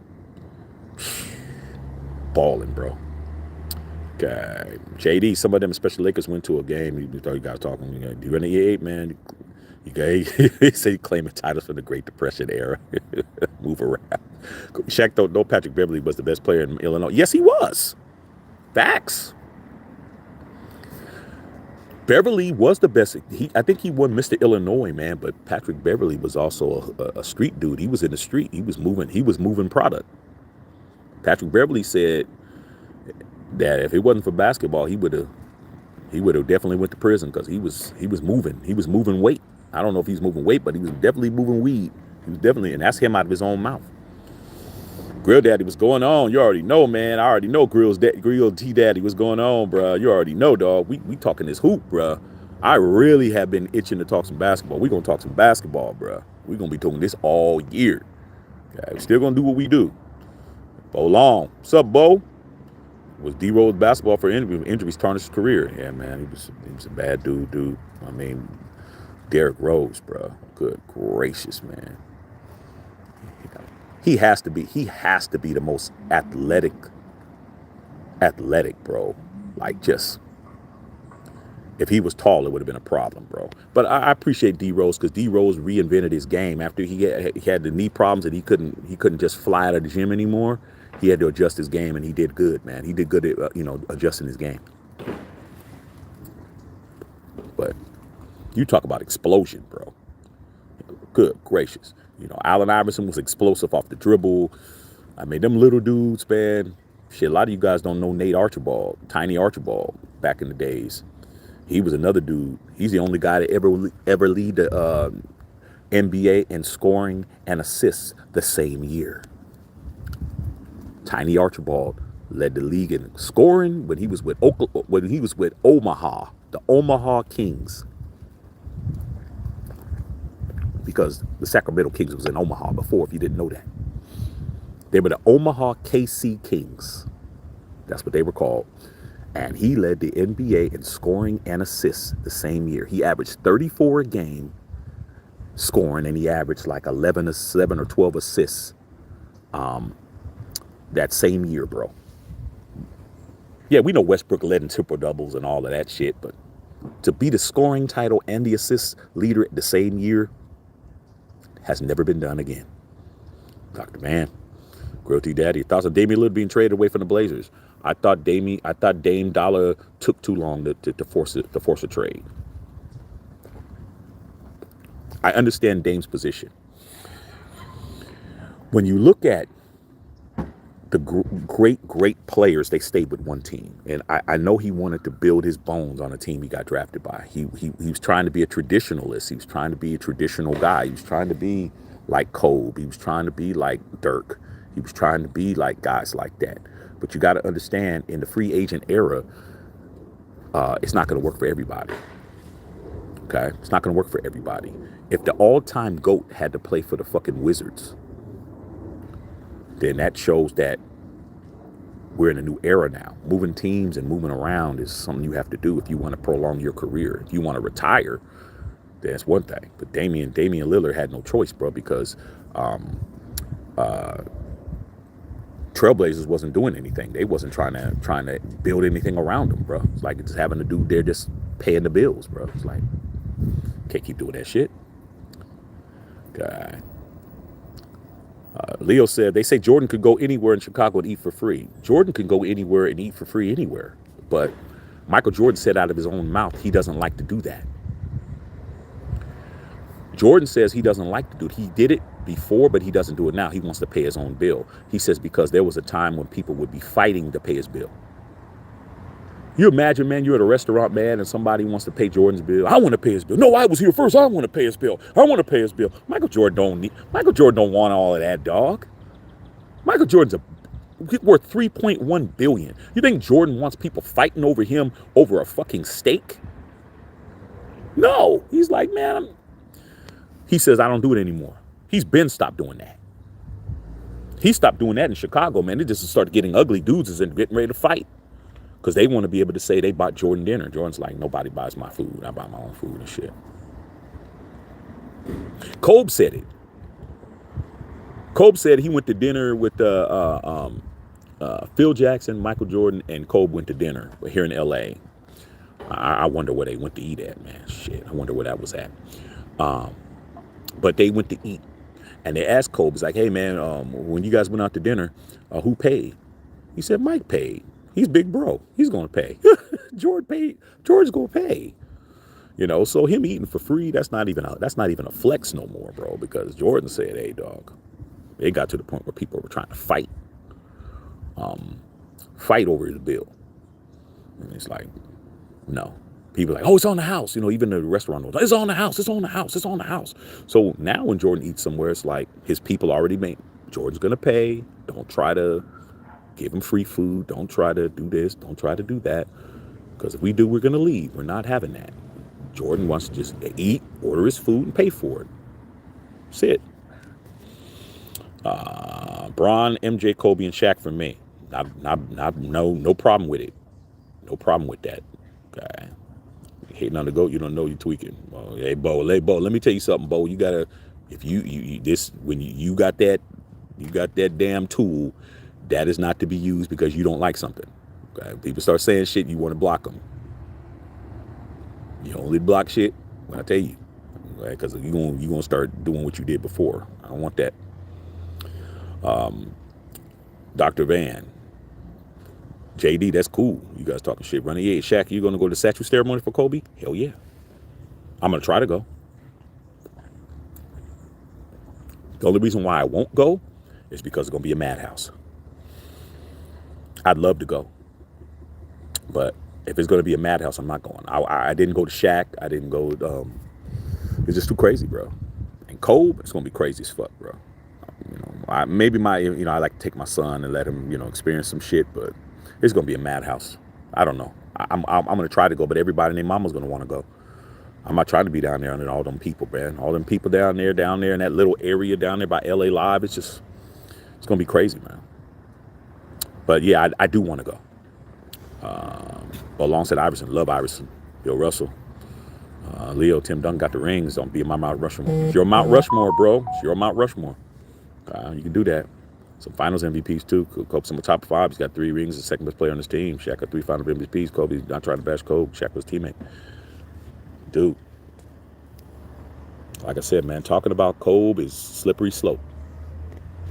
If you don't say something positive about Kobe, it's gonna be a problem. You're gonna have a problem.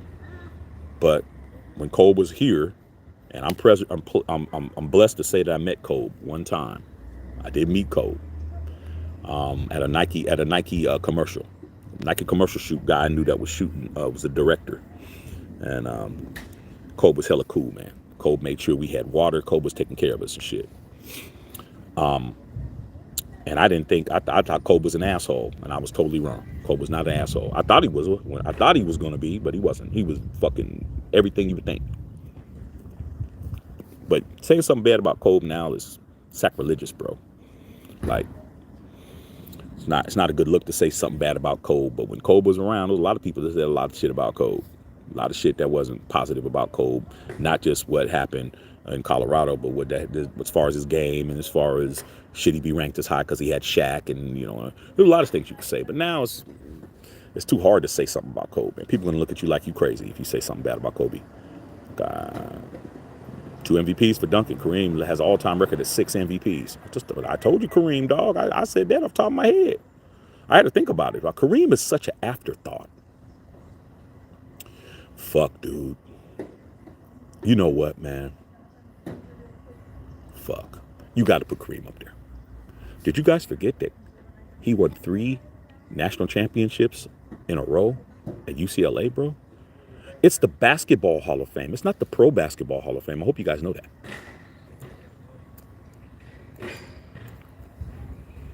It's not the NBA Hall of Fame. It's the Basketball Hall of Fame, bro. It's not like the NFL where you have the NFL Hall of Fame, you have the College Hall of Fame. You have a Basketball Hall of Fame. That's it. So if you talk about Kareem won 6 titles in the pros. He won 3 titles in college.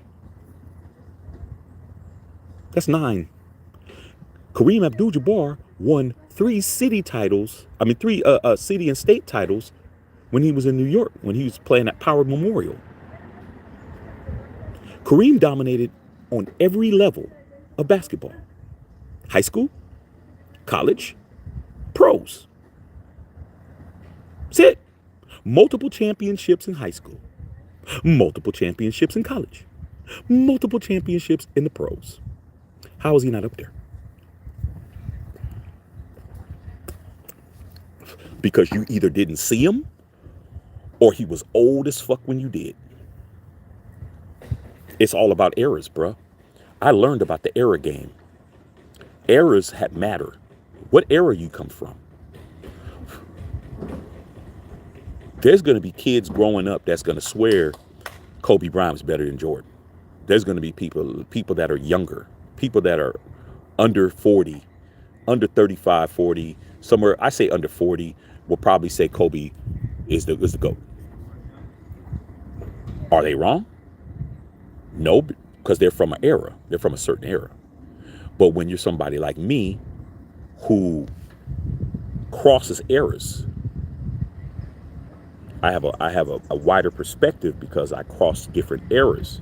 I don't go back as far as my dad, but I cross different eras, bro. Like, I love Kobe. Kobe's not better than Jordan.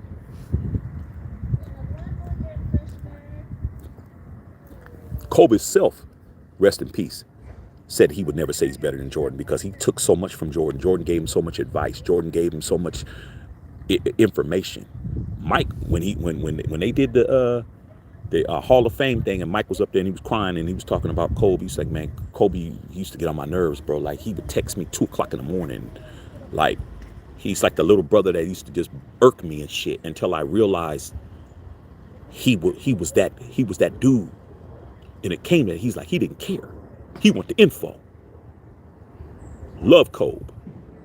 Kobe's not better than Mike. There's aspects of Kobe's game that's better than Mike. I think Kobe had better handle than Mike.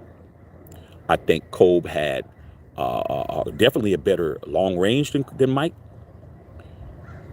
But I can't think of nothing else that he was better than Mike at outside of handle. Now, I say you could say close and all of that, but Mike didn't call and text nobody to get no game. Mike had to figure all that shit out on his own. Clutch, domination, dominated from the guard position,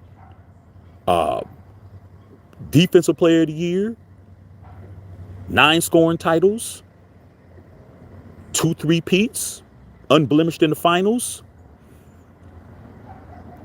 It's a lot. It's a lot, bro. But if you talk to the younger cats, they're going to tell me I don't know what I'm talking about. I seen Kobe Bean Bryant lose by 40 in an elimination game against Paul Pierce and them dudes against the Celtics, bro, before he got Paul Gasol the next year. Remember? when they lost by 40 in the Boston Garden, bro? I do. You think Mike would have lost by 40 against the Celtics? Fuck no. Wasn't all Kobe's fault, but he's the best player. Love Kobe, man. But talking, saying shit about Kobe now, not a good look. Not a good look. Okay, so I'm not putting Tim Duncan over Shaq.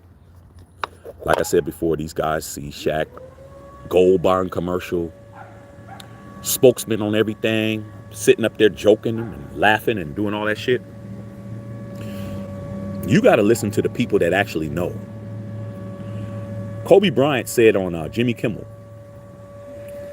if Shaq had your work ethic, what would he be? He said he'd be the greatest ever. Shaq didn't work hard. Shaq fucking was just dominant, man. Those 3 years from 2000 to 2002, nobody was as dominant as him, dog. Period. Shaq, those 3 years, dude, when he won those 3 finals MVPs,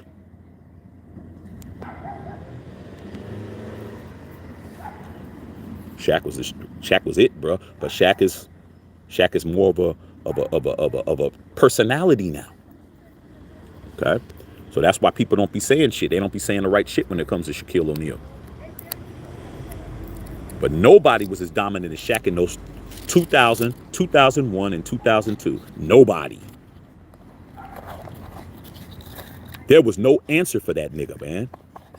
None. I don't care who you get. You can get Wilt. You can get Russell. Those 3 years, nobody was fucking with Shaq, bro. Olajuwon, nobody. Okay? Telling you, bro. I was just watching highlights of Shaquille O'Neal, bro, in the All-Star game. When he was playing against Olajuwon, he dunked the fuck out of the ball on Olajuwon. He dunked on David Robinson like Shaq was killing everybody, bro, at them All-Star games, bro, when he was in his prime. There was no stopping him. Once he got the ball, that was it. You give the ball, Shaq took that one dribble. That's it. That's it, bro. One dribble, that's it. You better move the fuck out the way. You try to block his shit, he's putting your whole wrist in the rim, bro. Okay. Cocaine, Tim Duncan, landed in the NBA paradise with Coach Pop in the system. David Robinson translated to Tim. It ain't Tim's fault, bro. Tim got drafted there. Tim went there and clown.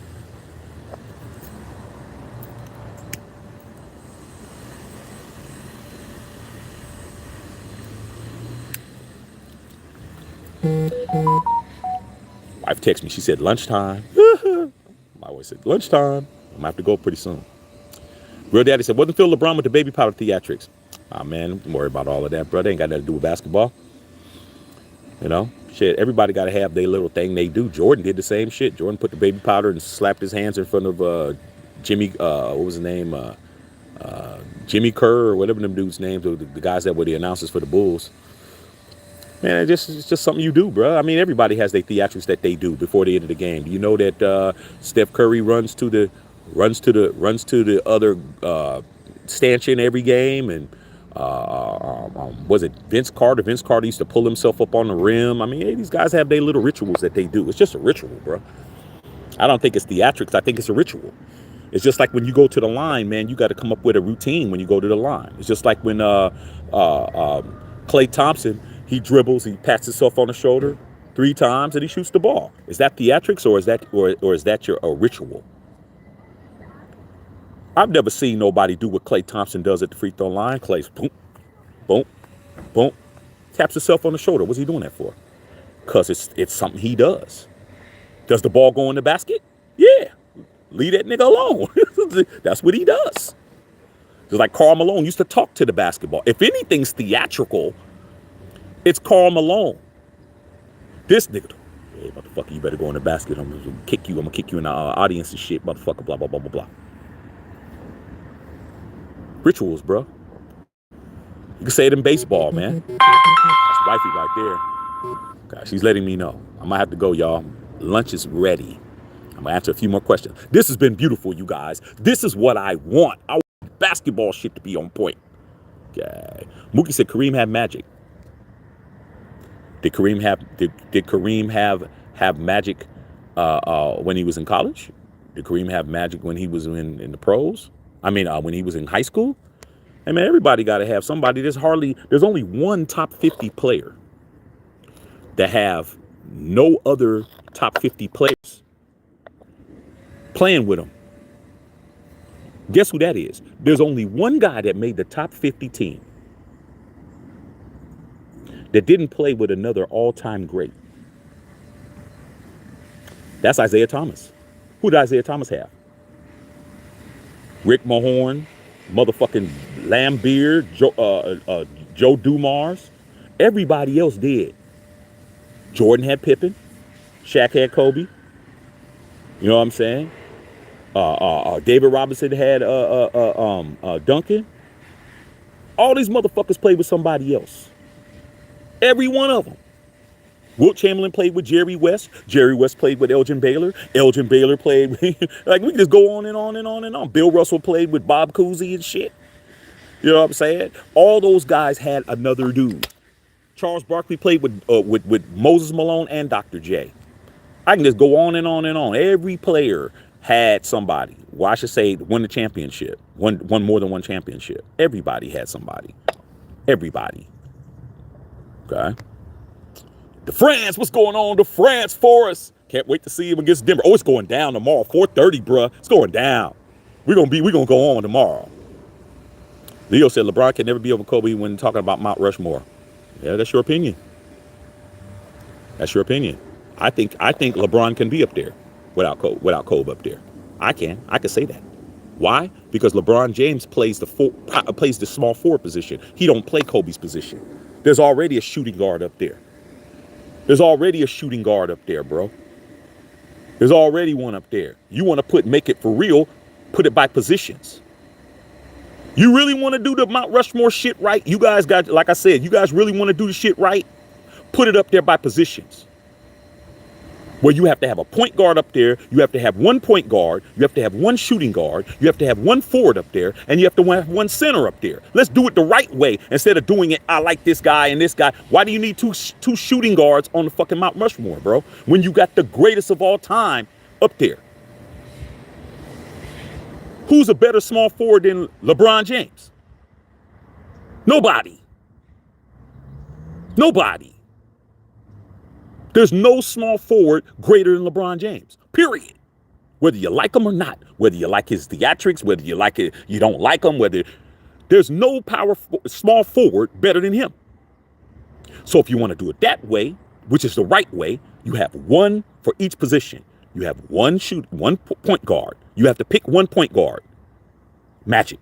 You have to pick one shooting guard. What do you need two shooting guards up there for? Jordan. Now, if you want to say you want to put Kobe over Jordan, then I'll listen to you. See, you don't want to do that. You don't want to do that. See, when I used to be in a barbershop, I used to have these same conversations with cats, man. You have to pick one of each position. You don't get to pick two shooting guards. You have to pick one. Now, if you got the balls and the nuts to take Mike off and put Kobe up there, salute. I give you that. Because now you're fucking putting yourself out there. But you ain't gonna do it. You ain't gonna have the balls to do it. And if you do it, you're a Laker fan for sure. You're a Laker fan for sure, because only Laker fans have ever told me, I'll put Kobe over there over Mike. Fuck it. Yeah, you're a Laker fan. I understand. That's your boy. But if you're going to do it right, bruh, what do you need two centers up there for? Okay? Let's do it right. You got one shooting guard, you got one point guard, you got one forward, whether it be power forward or small forward, and then you got one center. Let's see what you guys come up with then. I'm going to tell you this shit right now. If you put Kobe Bryant over Michael Jordan, you are a Laker fan. That's why you guys always say Jordan, Kobe. You always do that. Jordan, Kobe. You guys do that shit all the time. Kobe deserves to be up there, but you guys are taking other people off to put Kobe up there. That's the problem. But it's hard. because Kobe's not with us. You're trying to demean LeBron James? Nah. You got to put LeBron up there if you're doing it by position, if you're doing it right. Somebody's the GOAT at their position. Let's just put 4 GOATs up there. You got to pick 4 GOATs in their position. Okay? Now we have an argument. But you guys ain't going to do that because you're so used to putting who you want up there. Fuck it. Let's just make the rules be you have to be the GOAT in all time in your position to be up there. That's the difference between Shaq and everybody else. Because I'm going to make you fucking have to make a choice, bro. You ain't going to be comfortable talking with me. I'm going to make it hard. Who are you putting up there? You got to put a point up there. Who are you putting up there? Younger people going to say, Steph. If Steph gets to the 5th one, we're going to really have a problem. If Steph wins his 5th one, we're going to have a problem. But then we got to look at what a point guard does. How many assists does Steph have? But Steph is not really a traditional point guard because Steph is a scoring point guard. All right, we can go on and on and on and on. That's what the beauty of having people's opinions is. But I just noticed that when people put Jordan and they put Kobe up there, they're fucking shitting on somebody else that could be up there. Okay? And when I ask them why, oh, because Kobe's the closest thing to Jordan. Nah, dude. Who's the GOAT at their positions?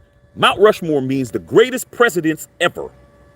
George Washington, Thomas Jefferson, you know, that type of shit. Okay? Jordan's up there. Nobody's greater than Jordan in any position. But if you want to talk shooting guards, nobody's fucking with Mike. Now, if you put Kobe up there, now you're pulling Jordan down. Now I respect you. But if you're trying to just throw up and do all of that, we're not going for that shit. Point guard, Magic Johnson. Shooting guard, Michael Jordan. Forward, you want to put Tim Duncan up there? Cool. That means you're going power forward. Small forward, LeBron James. I'm putting LeBron up there over Tim Duncan. I am. Okay? Then the center position, that's where the argument comes with me. Who are you putting up there? You gonna put Shaq up there? You gonna take Kareem off? 6 finals, 6 championships, 6 NBA finals, 2nd leading scorer all time. It's the Basketball Hall of Fame, not the Pro Basketball Hall of Fame. You're gonna take away his 3 NCAA Player of the Years. You're gonna take away his 3 rings that he got from UCLA. You're gonna take all his high school shit. Do you guys know high school coaches are in the Basketball Hall of Fame and shit? You're gonna take away all his shit counts from high school, college, pros. How you could throw him off? Wilt Chamberlain, you gonna throw him off? Like, there's a lot of thinking to do, bruh. But I just always notice you guys are putting 2 shooting guards up there. So Bill Russell's after 11 out of 13 lost to Bill Pettit. Oh, he did, huh? Oh, I didn't know that much shit. You knew some shit I didn't know. Okay, I thought he lost 2. Lost 1. People remember Barkley from Space Jam when he lost his powers. Yeah, they don't understand Charles Barkley was that nigga, bro. I don't give a fuck. Running Yell 8, you all doing opening night watch party tomorrow. I don't think so. I don't think so, bro. I think I want to enjoy that game. I think I really want to enjoy the game. Man, watch parties take a lot out of me, bro. They take a lot out of me, bro. I'm on there for 3 hours, and then I'm on for an extra hour to 2 hours. That's 5 hours. It's a long time. Let me get my basketball legs up first, bro. It's gonna take a while for me to do that. That would be dope, but it's a lot, bro. Moses, Bo Chocolate, and Kaleem Olajuwon. Yeah, that's Moses Malone was that nigga, bro. I mean, I love Moses. Believe it or not, our high school center was 61 with a 4-inch vertical. Yeah. Man, DeFrance, man, shit. I played forward my whole basketball until I got to college. I was a fucking small forward, bro. I was 6'1" in high school. But I had bunnies, bro. I was dunking as a sophomore, bro. Like, I was not even 6 feet dunking.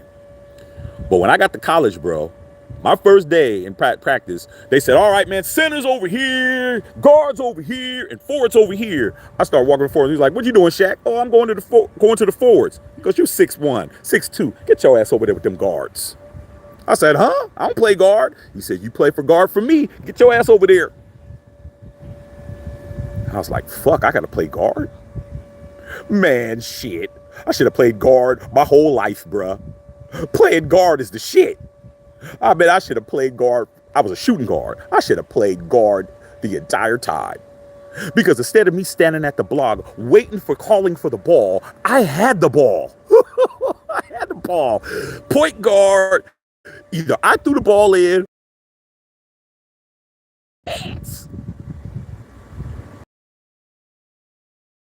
I have it now. Is he playing off of me? My coach was like, hey, if he plays off of you, Shaq, hit him. Huh? What? Guys, hey, Shaq. Man, this motherfucker playing off of me. Pow! I was like, man, I should have been played guard. I'm gonna tell myself, fuck everything else. Play guard, nigga. Man, I loved it, man. I was like, wow, I fucked up. I'm playing forward this whole time. And then if I had a smaller guy on me, I could go to the post because I had post moves. But to have the ball in my hands, as soon as we crossed the court, man, I'm like, I fucked up. I should have been played that position. Okay, I have a couple more minutes and I gotta go, man. Imani, speaking of lefties, Tiny Archibald. Yeah. Bo Long, remember watching D Rose, master. Patrick Beverly invested $100K in himself to make an NBA. Yeah, Patrick Beverly had that money though. Patrick Beverly was taking his money and doing what he needed to do. Pat Bev. To France, saw Scott Skiles, Clark Canyon High School against my high school team, beating them in triple overtime game. Yeah, man, Scott Skiles was do you guys know Scott Skiles has the NBA record for assists in a game? Scott Skiles that played with Penny Hardaway and played with Shaq at Orlando. I think he had 28 assists in a game. 28. Never heard of Scott Skiles in your life. 28 assists in a game, bro, in the 90s. Grill Daddy, Vegas. You guys got talking. I see you guys. Yeah, you guys talking basketball, football tonight. Basketball only right now, you guys. Imani, Kareem Rick Barry had the most effective way to score. Yeah, granny free throw. Yeah, okay, I see you guys, man. All right, man. I'm gonna get up out of here pretty soon. This basketball talk was off the hook. We're gonna talk basketball after the games tomorrow. We're gonna talk basketball. My wife's letting me know my lunch is ready. Hey man, I'm gonna go home. I'm gonna finish smoking this cigar. I'm gonna go get some lunch. But this was what I want. We need to get more. Any of your basket homies, tell them to sign up with the channel. We're going to be talking hoop. We're going to be talking basketball like we did right now. Of course, you know, we're football savants over here. We already know that, you know, but we're going to talk some basketball, bro. Okay. Yeah, I see what you're saying to France about eating with your dad at Jordan's restaurant and shit. I see all you guys on here, man. Yeah, I see you guys. You guys are talking. You guys know your hoop around here, man. We're gonna let these people know what it is. Let's get this basketball like we got this football, and we'll really have some shit going. All right, man. I'm about to go get some lunch, man. Love all y'all out there. Make sure y'all picking up the merch. Dr. Van, I'm gonna give you a couple seconds to throw in the link. Make sure you guys are getting the beanies are in. We got the beanies. We got the shirts. We got the trucker hat. This shit is hot. Make sure you guys are picking that shit up. All right, man. Let me see if Dr. Van put this shit in real quick. It was 30 assists. That's right. It was 30 assists. I'm sorry, Scott Skiles. It was 30 assists in a game, you guys. Okay. All right, there it is right there, you guys. Let me go get some lunch, and we'll be on after the night game, 49ers and Vikings. Matthew Shack on Filter.